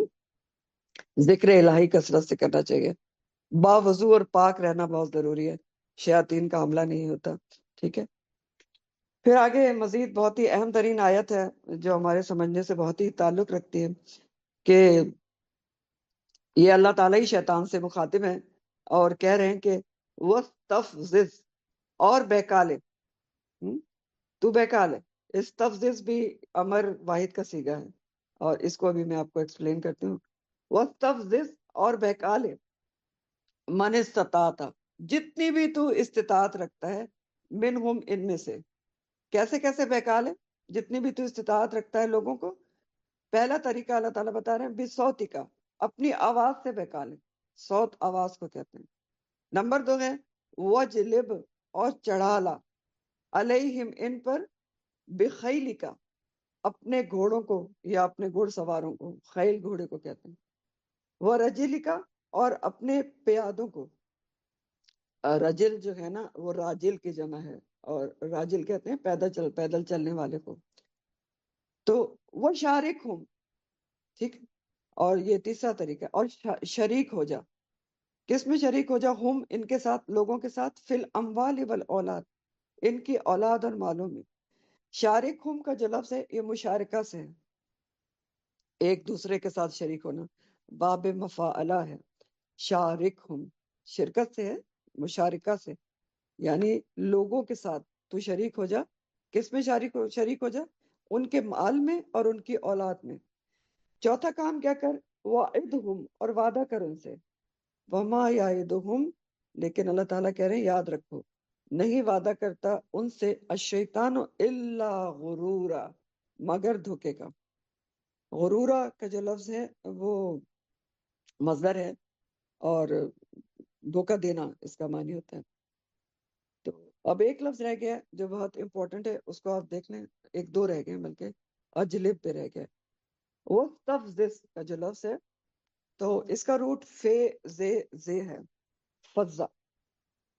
تو فضا کا مطلب ہوتا ہے کسی کے ہوش اڑا دینا، اور اس تفضا کا مطلب ہوتا ہے مضطرب کر دینا، بے چین کر دینا، ہلکا بنا دینا، بہکا دینا، اکھاڑ لینا، اچک لینا۔ کسی کو ہلکا سمجھ کے ہلکا پا کر اکھاڑ لینا، اور اکھاڑ کر اچک لینا، یہ استفزز کا مطلب ہے، ٹھیک ہے، استفزا کا مطلب ہے کسی کو ہلکا پا کر اکھاڑ لینا، بہکا لینا، ٹھیک ہے، اچک لینا۔ اور وجلب کا جو لفظ ہے جلبہ، جیم لام اور بے، جلبہ کہتے ہیں کسی کو ہکانا یا چلانا۔ اجلبہ الا کے معنی ہوتے ہیں کسی کو پیچھے سے آواز دے کر تیز دوڑانا، یعنی پیچھے سے آوازیں دے کر تیز دوڑانا، جیسے گھوڑے کو دوڑاتے ہیں، یا پیچھے لگ کر تیز دوڑانا، زبردستی آگے بڑھانا۔ یہ سارے معنی جو ہیں جلبہ کے ہیں۔ وجلب اور چڑھالا، علیہم ان پر، بخیلی کا ورجلی کا۔ تو اس کا اب آپ پہلے رواں ترجمہ دیکھ لیں اور پھر اس کو آپ بہت اچھے طریقے سے سمجھیں گے، کیونکہ بہت زیادہ شیطان کے جو ہتھ کنڈے ہیں وہ اس میں پھر اللہ تعالیٰ بیان کریں تاکہ ہم اس ہتھ کنڈوں سے بچ جائیں۔ تو ترجمہ ایسے ہے کہ ان میں سے، یعنی لوگوں میں سے، جن پر بھی تیرا بس چل سکے، تو جس پر جتنی بھی تو استطاعت رکھتا ہے، تو انہیں تو اپنی آواز سے بہکا لے۔ شیطان سے کہہ رہے اللہ تعالیٰ، ان پر اپنے سوار اور پیادے چڑھا لا، اور مال اور اولاد میں ان کا شریک بن جا، اور انہیں جھوٹے وعدے دے، اور شیطان تو بس فریب کا وعدہ ہی دیتا ہے۔ تو وَاسْتَفْزِزْ مَنِ اسْتَطَعْتَ مِنْهُمْ بِصَوْتِكَ، ان میں سے جس پر بھی تیرا بس چلے اسے اپنی آواز کے ساتھ بہکا لے، اچک لے، دین سے اکھاڑ لے، ہلکا پا کر اکھاڑ کر لے جا۔ یہ سب کہا جا رہا ہے۔ تو آگے اس آیت میں شیطان کے ہتھ کنڈوں کا ذکر ہے کہ 4 طریقوں سے یا 4 دروازوں سے شیطان انسان میں کے اندر داخل ہوتا ہے یا انسان کے اوپر قابو پا لیتا ہے۔ اہم ترین بات ہے اور سمجھنے سے تعلق رکھتی ہے، پہلی بات اللہ تعالیٰ نے بتائی کہ وہ آواز کے ذریعے قابو پاتا ہے۔ دوسری بات بتائی پیادوں اور سواروں کے ذریعے سے قابو پاتا ہے۔ نمبر 3 بات بتائی کہ مال اور اولاد میں شریک ہو کر انسان پر قابو پاتا ہے۔ نمبر 4 بات بتائی کہ جھوٹے وعدوں کے ذریعے انسان کے اوپر قابو پاتا ہے۔ تو سب سے پہلے آواز کا ذکر ہے، بصوت کا، تو شیطان کی آواز کے معنی کیا ہوتے ہیں؟ سب سے پہلے تو ہم یہ سمجھیں گے کہ بے صوتکا کا کیا معنی ہے. تو اس کے کئی معنی کیے گئے ہیں. نمبر 1، ایک معنی تو شیطان کی آواز کا شیطان کا وسوسہ ہے. یعنی وسوسہ کیا ہوتا ہے؟ خفیہ آواز ہوتی ہے جو آپ کے دل میں کہیں سے ابھرتی ہے، ذہن میں ابھرتی ہے. اور لغوی معنی وسوسے کے پتوں کے سرسرانے کی بھی آواز ہوتی ہے. اور شرعی اصطلاح میں وسوسہ کس کو کہتے ہیں؟ شیطان جو غلط خیال انسان کے دل میں ڈالتا ہے، خفیہ خیال ڈال کر جو بہکاتا ہے. تو پہلا معنی بے صوتی کا کیا ہے؟ کہ وسوسہ دل میں ڈال کر بہکا لے، جس کو تو بہکا سکتا ہے. دوسرا معنی بے صوتی کا، ابن عباس کہتے ہیں کہ بے صوتی کا سے مراد گناہ اور فساد کی دعوت ہے. وہ کہتے ہیں کہ بے صوتیکا سے مراد ہر وہ آواز ہے جو انسان کو برائی اور نافرمانی کی طرف بلاتی ہے. ہر وہ آواز ہے جو انسان کو برائی اور نافرمانی کی طرف بلاتی ہے، جو چاہے کسی بھی انسان کے منہ سے نکلی ہو. مثلا کیسی آواز ہے؟ کوئی آپ سے کہے کہ دیکھو آج کل تو اس کام کا رواج ہی ہے، سبھی کر رہے ہیں، یہ تو ہوتا ہی ہے، بچوں کی خوشی ہے تو کر لو. یعنی گناہ و معصیت کے کام کی حوصلہ افزائی کرے کوئی آواز، تو وہ کیا ہے؟ شیطان کی بے صوتیکا ہے. تو بے صوتیکا سے کسی کی بھی آواز مراد ہو سکتی ہے، جیسے دوست، احباب، بہن، بھائی، یا کسی کی بھی جو خود بھی شیطان کے زیر اثر ہو اور دوسروں کو بھی اس کی طرف بلائے. خود بھی خواہ زبانی دعوت دے یا عمل کے ذریعے بلائے، دونوں ذریعے سے دعوت دی جاتی ہے نا. ایک تو کہہ کے بھی بلایا جاتا ہے، یہ کیا ہے، اس میں کچھ بھی نہیں ہوتا، تمہیں پتہ نہیں کس نے بتا دیا کہ برا ہے، تھوڑی دیر کی بات ہے، اور کیا ہے، ناراض ہو جائے گا فلاں اگر آپ نہیں جائیں گے، یہ ہے وہ ہے. تو زبانی دعوت بھی ہوتی ہے اور عمل کے ذریعے سے بھی ہوتی ہے. تیسرا معنی بے صوتی کا، مجاہد، حسن بصری رحم اللہ علیہ جو ہیں، دونوں بہت بڑے مفسر قرآن ہیں، انہوں نے بے صوتیکا سے مراد موسیقی اور گانے بجانے کی آواز لی ہے. موسیقی کے آلات سے پیدا ہونے والی ہر آواز مراد لی ہے، ہر وہ آواز جو انسان کو اللہ کے ذکر سے غافل کر دے، اور جس کو قرآن میں لاحو الحدیث کہا گیا ہے. سورہ لقمان میں لاحو الحدیث کا ذکر کیا گیا ہے، انشاءاللہ آپ پڑھیں گے. اور لاحو الحدیث سے مراد بہت ڈیٹیل ہے وہاں پر کہ گانا بجانا اور آلات موسیقی ہیں، اور قرآن اس کو کنڈیم کرتا ہے، اور احادیث سے بھی موسیقی کا اور آلات موسیقی کا حرام ہونا ثابت ہے. تو بہرحال مجاہد اور حسن بصری وغیرہ کہتے ہیں کہ بے صوتیکا سے مراد موسیقی اور گانے بجانے کی آواز ہے، ہر وہ آواز جو انسان کو اللہ کے ذکر سے غافل کر دے، دور کر دے، جس کو قرآن میں سورہ لقمان میں لاحو الحدیث کہا گیا ہے. اور آج آپ دیکھ رہے ہیں کہ انہی چیزوں نے انسان کو اللہ کے ذکر سے دور کر دیا ہے. اور اس کے ذریعے سے شیطان انسان کو پتہ نہیں کہاں سے کہاں لے جاتا ہے. موسیقی کے ذریعے انسان کہاں سے کہاں جاتا ہے، سوچ کے دیکھیں نا. جو آج کل گانوں کی ورڈنگ یا جو اس کے ساتھ میوزک کے ساتھ جو سنائی جاتی ہے، اس کی شاعری کس قسم کی ہوتی ہے، کس قسم کے جذبات کو ابھارتی ہے، وہ کس طرح موٹیویٹ کرتی ہے ینگ جنریشن کو، سوچ کے دیکھیں. تو حدیث ہے نبی کریم صلی اللہ علیہ وسلم کی، اور جامع ترمذی کی حدیث ہے کہ آپ نے فرمایا کہ اس امت میں زمین کا دھسنا، صورتوں کا تبدیل ہونا، پتھروں کی بارش ہونا واقع ہوگا. ایک مسلمان نے عرض کیا اللہ کے رسول صلی اللہ علیہ وسلم ایسا کب ہوگا؟ تو آپ نے فرمایا جب ناچنے والیاں اور باجے عام ہو جائیں گے اور شراب خوب پی جائے گی. اب ذرا سوچیں ہم کہ ان میں سے کوئی کام ہونا رہ گیا ہے؟ جب ناچنے والیاں اور باجے عام ہو جائیں گے اور شراب خوب پی جائے گی.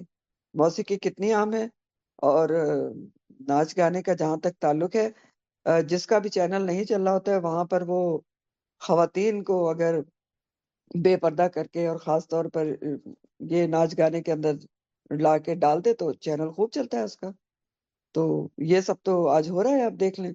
اور یہاں پر جو نبی کریم صلی اللہ علیہ وسلم نے فرمایا کہ امت میں زمین کا دھسنا، صورتوں کا تبدیل ہونا، تو صورتوں کا تبدیل ہونا کیسے ہوگا؟ کہ جب انسان برے اعمال کرتا ہے تو شکل کے اوپر ایک چیز آ جاتی ہے، مسخ ہو جاتی ہے جتنی بھی خوبصورت ہو. اور پتھروں کی بارش ہونا واقع ہوگا، یہ اللہ کے نبی بہتر جانتے ہیں، اللہ بہتر جانتا ہے. لیکن جو نظر آتا ہے اگر غور کریں تو یہ جو ٹینس بال جتنے اولے گرتے ہیں وہ کیا ہوتے ہیں، یہ ہمارے سوچنے کی بات ہے. بہرحال موسیقی، راگ، گانا بجانا سب حرام ہے، اور یہ سورہ لقمان کی آیات اور کئی احادیث سے مکمل طور پر ثابت ہے، اس میں شک نہیں رکھنا چاہیے۔ یہ بے حیائی کی طرف لے جانے کا محرک ذریعہ ہے۔ تو بے صوتی کا کے یہ تمام معنی ہو سکتے ہیں جو آپ کو بتائے گئے ہیں۔ شیطان ہر انسان پر اس کی کمزوریوں کے مطابق حملہ کرتا ہے، کہیں وسوسے کے ذریعے سے، کہیں دوست احباب کی، رشتہ داروں کی آوازوں کے ذریعے سے، کہیں موسیقی اور آلات موسیقی اور بیکار شاعری کے ذریعے سے جو جذبات کو ابھارنے والی ہوتی ہیں، کہیں غلط انفرادی یا اجتماعی طور پر کوئی مجلس ایسی ہوتی ہے جو اللہ اور رسول کے احکامات کے خلاف ہوتی ہے، اس میں شرکت کروا کر اپنی آواز کے ذریعے قابو کرتا ہے۔ تو اس کا پہلا کام کیا ہوا پھر؟ وَاسْتَفْزِزْ، اکھاڑتا ہے انسان کو، انسان کے دل سے ایمان کو اکھاڑتا ہے، ایمان سے ہٹاتا ہے اور پھر ہلکا پا کر اچک لے جاتا ہے۔ دوسرا طریقہ ہے وَجْلِبْ عَلَيْهِمْ بِخَيْلِكَ وَرِجْلِكَ، اور ان پر اپنے سواروں اور پیادوں کو چڑھا لا۔ جیسے میں نے ابھی آپ کو بتا چکی ہوں، جلبہ کے معنی کسی کو ہکانا اور چلانا، زبردستی آگے بڑھانا۔ یعنی شیطان صرف لگام دے کر نہیں پکڑتا، قابو میں نہیں کرتا، وہ انسان کے پیچھے ہی لگ جاتا ہے، واجلب، پیچھے لگ جاتا ہے، زبردستی آگے بڑھاتا ہے کہ غلطی کا کام کرو۔ ایک بار انسان نہیں سنتا تو بار بار سناتا ہے، بار بار اس طرف اکساتا ہے، اور صرف اکیلا نہیں ہوتا، بخیلی کا و رجل کا بھی ہوتا ہے، اس کے ساتھ اس کے پیادے اور سوار بھی ہوتے ہیں۔ شیطان جنوں میں سے ہے نا، اور جنوں کی اولاد ہوتی ہے، تو کچھ لوگ ایسے ہوتے ہیں جن کے لیے ایک شیطان ہی کافی ہوتا ہے، اور کچھ کے لیے پھر پورا لشکر چاہیے ہوتا ہے۔ ایک کے قابو میں نہیں آتے تو وہ پورا لشکر لے کر آتا ہے، پیادے اور سوار لے کر، اور قابو کرنے کی کوشش کرتا ہے۔ اور سوار اور پیادوں سے مراد کیا ہے یہاں پر؟ اگر آپ ریالٹی میں دیکھیں، شیطان کی اولاد تو ہے، لیکن ریئل لائف میں اس کے سوار اور پیادوں سے مراد کیا ہے؟ گمراہ لوگ جو شیطان کے زیر اثر ہوتے ہیں، اس کے اعلی کار بن کر نیک لوگوں کے پیچھے پڑتے ہیں تاکہ وہ بھی نیک کام سے باز آ جائیں اور ان کے ساتھ برائی کے کاموں میں شامل ہو جائیں۔ یا مراد وہ ہر ممکن ذرائع بھی ہو سکتے ہیں جو شیطان انسان کو بہکانے کے لیے استعمال کرتا ہے۔ تو یہ دونوں تینوں معنی ہو سکتے ہیں، بخیلی کا و رجلک کا، ٹھیک ہے؟ ہر ممکنہ ذرائع جو اللہ تعالیٰ نے بتایا کہ شیطان اس کے ذریعے بہکاتا ہے، یا پھر وہ لوگ گمراہ لوگ جو شیطان کے زیر اثر ہوتے ہیں، یا پھر واقعی شیطان اپنے لشکروں کو لے کے پیچھے پڑ جاتا ہے، اور شیطان کے لشکر کا ذکر بھی قرآن میں آیا ہے کہ اس کے لشکر ہوتے ہیں۔ تو بہرحال وہ بہت سے طریقوں سے رکھنے ڈالتا ہے، لیکن تسلی کی بات یہ ہے ہمارے لیے کہ ایک طرف یہ حزب الشیطان ہے، شیطان کا گروہ ہے کہ وہ اپنے پیادے اور سواروں کو لے کر آتا ہے، تو دوسری طرف حزب اللہ بھی ہوتا ہے، اللہ کے لشکر بھی ہوتے ہیں، مومنین کا لشکر بھی ہوتا ہے، جن کا ولی خود اللہ ہوتا ہے، جن کے لیڈر کون ہیں، امام اور پیشوا کون ہیں، محمد صلی اللہ علیہ وآلہ وسلم ہوتے ہیں، جن کا ہتھیار تقویٰ ہے، اور جس میں مومن، جن و انس اور فرشتے سبھی شامل ہیں۔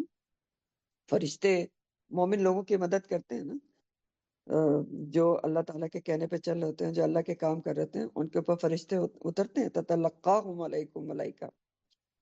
تو حزب اللہ بھی ہوتا ہے دوسری طرف، یہ تسلی رکھنا چاہیے، کیونکہ ایک طرف شیطان کے لشکر ہیں تو دوسری طرف اللہ کے لشکر بھی ہیں، جن کا ذکر سورہ مجادلہ میں آتا بھی ہے۔ سورہ المجادلہ کی آیت نمبر 22 ہے، الا ان حزب اللہ هم المفلحون، خبردار ہو، بے شک اللہ کے جو لشکر ہیں، جو اللہ کے گروہ ہیں، وہی فلاح پانے والے ہیں۔ تو بہرحال یہ تسلی کی بات ہے کہ حزب اللہ بھی موجود ہے، تو کوشش کیا کرنا چاہیے کہ ہم حزب اللہ میں شامل ہوں، جو اللہ کے لشکر ہیں اس میں شامل ہوں، جن کے اوپر اللہ کا ہاتھ ہے، اللہ جن کا ولی ہے۔ تو اسی لیے آپ دیکھ رہے ہیں کہ اس کو اجازت اسی لیے دی گئی کہ جو تو چاہتا ہے وہ کر لے۔ اللہ تعالیٰ نے اس کو پیچھے کہا ہے نا، کر لے جو تو کر سکتا ہے، کر لے، دل کے ارمان پوری طرح نکال لے، کچھ نہیں بچا، اپنے پیادوں کے ساتھ آ جا، اپنے لشکروں کے ساتھ آ جا، اپنی آواز سے بہکا لے، مال اور اولاد میں شامل ہو جا، وعدے کر، جو کر سکتا ہے کر، لیکن حزب اللہ بھی تو موجود ہے نا۔ جو حزب اللہ میں شامل ہو جائے گا وہ اس کے اوپر تیرا وار نہیں چلے گا، جو مخلصین میں شامل ہو جائے گا اس پر تیرا وار نہیں چلے گا۔ پھر آگے تیسرا طریقہ شیطان کا بتایا جا رہا ہے کہ کیسے لوگوں کو قابو کرتا ہے۔ وشارکہم فی الاموال والاولاد، تو لوگوں کے مالوں اور اولاد میں شریک بن جا، یعنی یہ خون پسینے سے مال خود کمائیں اور خرچ تیرے حکم کے مطابق کریں۔ شیطان مال میں کیسے شریک ہوتا ہے؟ سوچ کے دیکھیں نا۔ پہلی بات ہے کہ مال میں شریک کیسے ہوتا ہے، کہ نمبر ایک تو یہ کہ حلال کمایا لیکن اس کو حرام کاموں میں اڑا دیا، اسراف اور تبذیر کر دی، ریاکاری کر دی، اب کیا ہوا؟ شیطان شریک ہو گیا۔ دوسرے کس طرح شریک ہوتا ہے؟ نمبر دو، مال کو ایسی جگہ پر لگا دینا جہاں سے نہ دین کا فائدہ نہ دنیا کا۔ جیسے مثال کے طور پر دیکھیں، مشرکین بتوں کے نام پر حلال جانور چھوڑ دیتے تھے، تو اب نہ ان کو دنیا کا فائدہ مل رہا ہے، نہ ان کا گوشت کھا رہے ہیں، نہ دودھ پی رہے ہیں، نہ سواری کر رہے ہیں، نہ دین کا فائدہ، بلکہ الٹا دین کا نقصان، پکڑے جائیں گے خود ساختہ شریعت سازی میں۔ تو یہ کام انہیں کس نے مزین کر کے دکھایا تھا؟ شیطان نے۔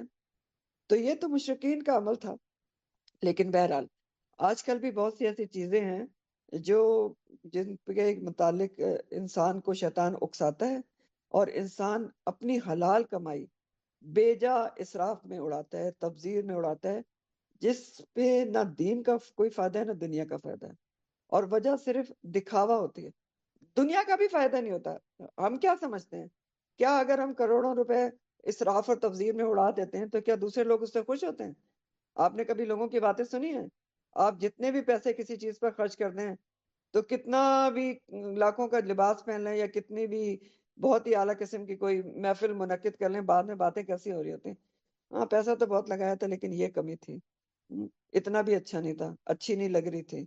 تو دنیا کا بھی کوئی فائدہ نہیں ہوتا، اور دین کا فائدہ تو کہاں، درکنار نقصان ہوتا ہے۔ آپ ابھی اس تبذیر کے بارے میں پڑھ چکے ہیں، اللہ تعالیٰ نے کہا کہ ان المبذرین اخوان الشیاطین۔ تو آج بھی یہ سب کچھ ہوتا ہے، اور لا علمی اور جہالت کی بنیاد پہ ہوتا ہے۔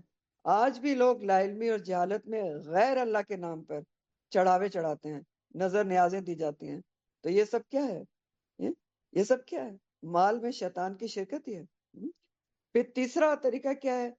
گناہ اور نافرمانی کے کسی بھی کام پر پیسہ لگانا، چاہے وہ شراب ہو یا جوا ہو یا سود لینا ہو، یہ سب بھی مال میں شیطان کی شرکت ہی ہے۔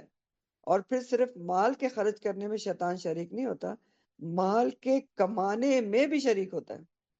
جب کسب حلال نہیں کمایا جاتا، جب حرام اور غلط طریقوں سے مال کمایا جاتا ہے، تو وہ بھی شیطان کی شرکت ہوتی ہے۔ تو وہ شارک ہم فی الاموال والاولاد، تو ان کے مال اور اولاد میں شریک ہو۔ تو اولاد میں شیطان کی شراکت کے کیا طریقے ہوتے ہیں؟ بچے کی پیدائش کے وقت ہی سے شیطان کی شراکت شروع ہو جاتی ہے، جیسے نکاح کے بغیر اولاد کا پیدا ہونا، زنا کے ذریعے۔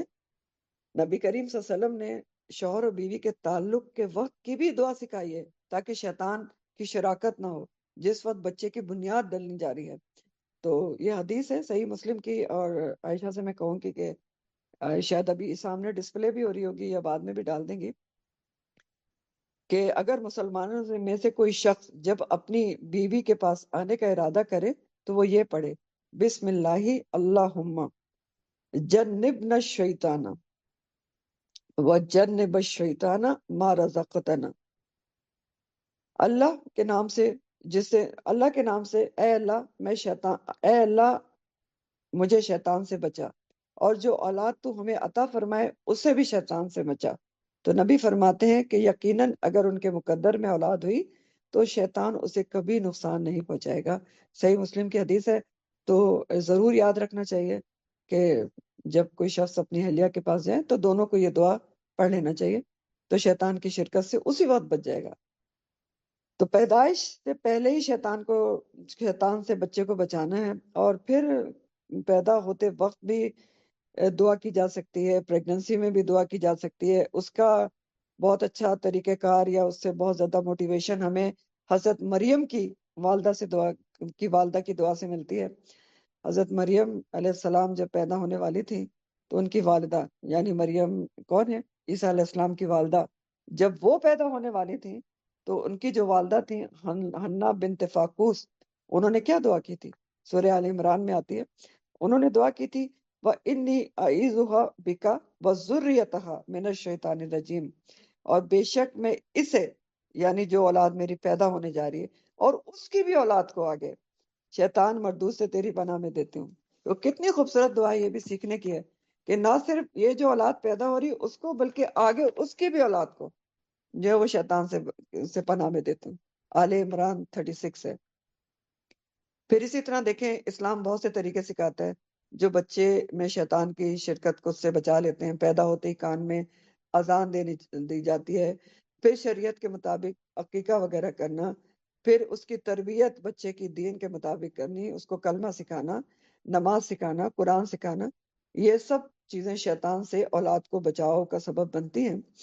اور پھر اولاد کے شرکیہ نام رکھنا بھی شیطان کی شرکت ہے، جیسے پیراں دتا نام سنا ہوگا آپ نے، رکھا جاتا ہے، داتا بخش نام رکھا جاتا ہے، تو یہ بھی کیا ہے؟ یہ شرکیہ نام ہے۔ پیراں دتا کا مطلب کیا ہے؟ کہ پیروں کا دیا ہوا۔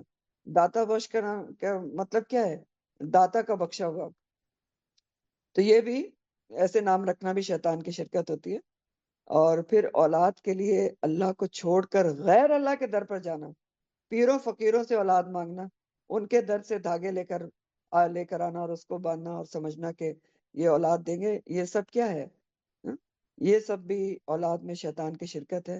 پھر اولاد کا قتل ظاہر ہے، چاہے اس کے پیدا ہونے کے بعد کریں یا پیدا ہونے سے پہلے، اسقاط حمل وغیرہ کرنا، ایبورشنز، یہ سب بھی اولاد میں شیطان کی شرکت ہے۔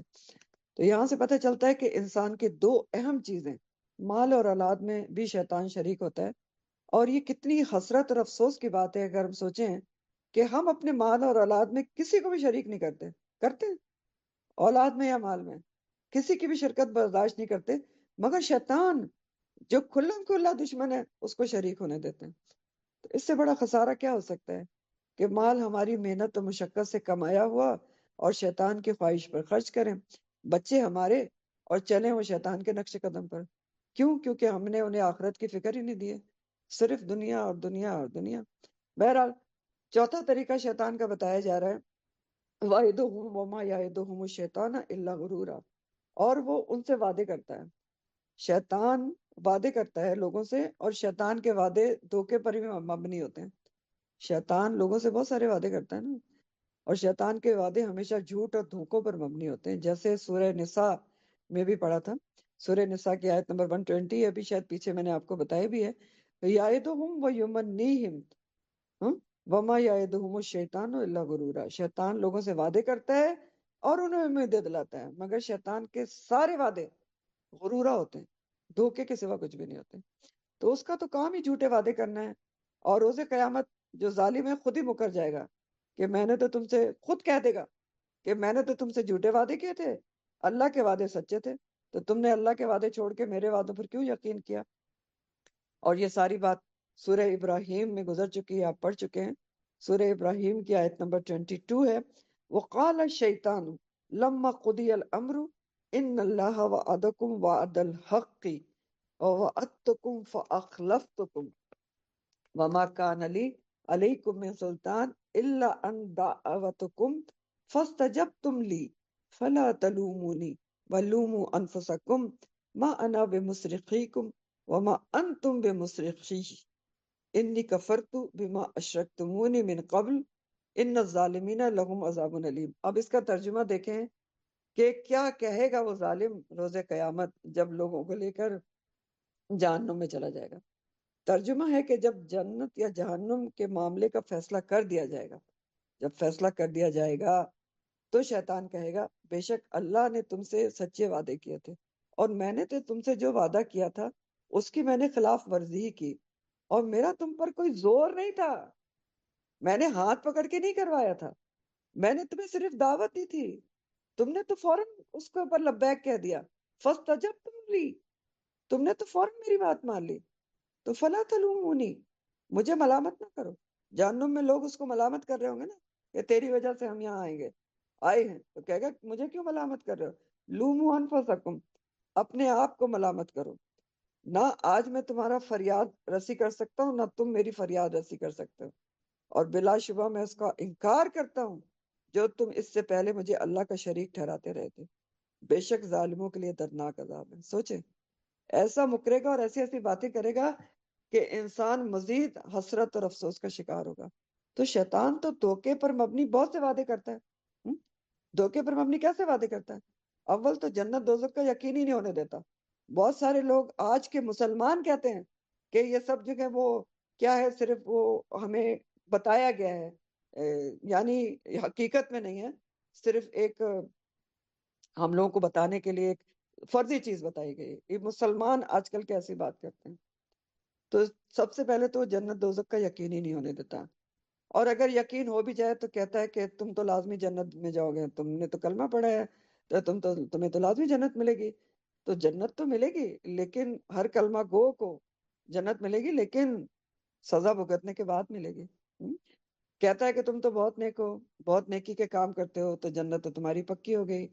کہتا ہے کہ اللہ غفور الرحیم ہے، تو جو کچھ بھی کرتے رہو، جو کچھ بھی کرتے رہو وہ معاف کر دے گا. یہ بلوا دیتا ہے کہ اللہ تعالیٰ نے قرآن میں یہ بھی بتایا ہے کہ اللہ تعالیٰ شدید العقاب بھی ہے، سخت سزا دینے والا بھی ہے، عزیز ذو انتقام بھی ہے.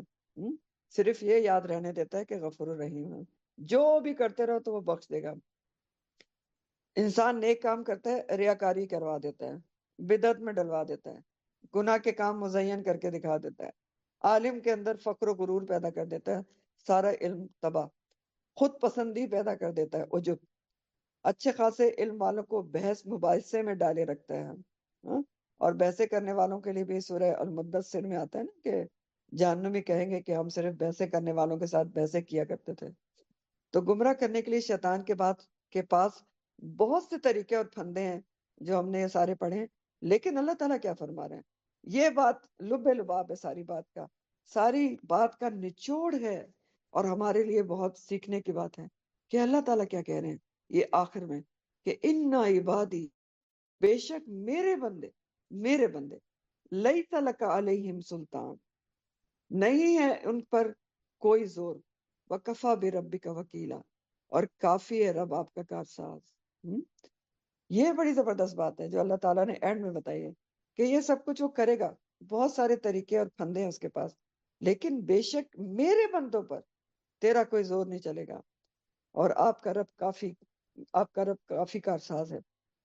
تو یہاں پر اللہ تعالیٰ اپنے مخلص بندوں کو، جن پر شیطان کا زور نہیں چلتا، شیطان جن کے آگے بے بس ہے، مجبور ہوتا ہے، ان کو عبادی کہہ رہے ہیں، اپنے بندے کہہ رہے ہیں. تو عبادی کون ہیں؟ اللہم جعلنا منہم، اللہ ہمیں ان میں شامل کرے. یہ وہ بندے ہیں جو رب کو مکمل طور پر کارساز سمجھ پر اس پر بھروسہ کرتے ہیں. اور یہاں پر یہی بات کہی جا رہی نا، اپنے آپ کو بڑی چیز نہیں سمجھتے بلکہ رب کو کافی سمجھتے ہیں. یہ نہیں سمجھتے کہ ہاں میں بہت نیک کام کر رہی ہوں تو شیطان کا مجھ پر حملہ نہیں ہو سکتا. نہیں، وہ اللہ پر ہی بھروسہ کرتے ہیں، اس سے دعائیں کرتے ہیں، اس سے اپنا تعلق مضبوط کرتے ہیں، کیونکہ مومن کا قلعہ ذکر الہی ہے، تو جو اس کو ہر قسم کے شیطانی وسوسوں اور جال سے بچا لیتے ہیں. سورہ الحجر میں آتا ہے ان عبادی لیس لک علیہم سلطان الا من اتبعک من الغاوین، بے شک میرے بندوں پر اللہ تعالیٰ فرما رہے ہیں بے شک میرے بندوں پر تیرا کوئی زور نہیں، مگر گمراہوں میں سے تیرا زور ان پر چلے گا جنہوں نے تیری پیروی کی. سورہ الحجر 42 ہے. تو شیطان صرف وسوسہ ڈالتا ہے، ٹھیک ہے، یہ سارے کاموں کے اوپر انسان کو موٹیویٹ کرتا ہے، سامنے آ کر ہاتھ پکڑ کے آپ کو لے کر نہیں جاتا، ہاتھ پکڑ کر برائی نہیں کرواتا، ہاتھ پکڑ کر برے کاموں کی طرف لے کر نہیں جاتا. تو جو خود بھٹکنا چاہتا ہے اس کو وہ بھٹکاتا ہے اور اس کے اوپر قابو پا لیتا ہے. یہ ہے ساری بات. وآخر دعوانا ان الحمدللہ رب العالمین. سبحانک اللہم و بحمدک نشہد ان لا الہ الا انت نستغفرک و نتوب الیک. سبحان ربک رب العزت عما یصفون وسلام علی المرسلین والحمد للہ رب العالمین. ربنا تقبل منا انک انت السمیع العلیم وتب علینا انک انت التواب الرحیم. آمین یا رب العالمین. اللہ تعالیٰ سے دعا ہے کہ اللہ تعالیٰ ہم سب کو شیطان کے ہتھ کنڈوں اور پھندوں سے بچا کے رکھے، اور اللہ سبحانہ تعالیٰ کی پناہ میں رکھے، اور ہم اس کے ہتھ کنڈوں سے بچ کر اور رحمان کے احکامات پر چلتے رہیں. آمین. السلام علیکم ورحمۃ اللہ وبرکاتہ.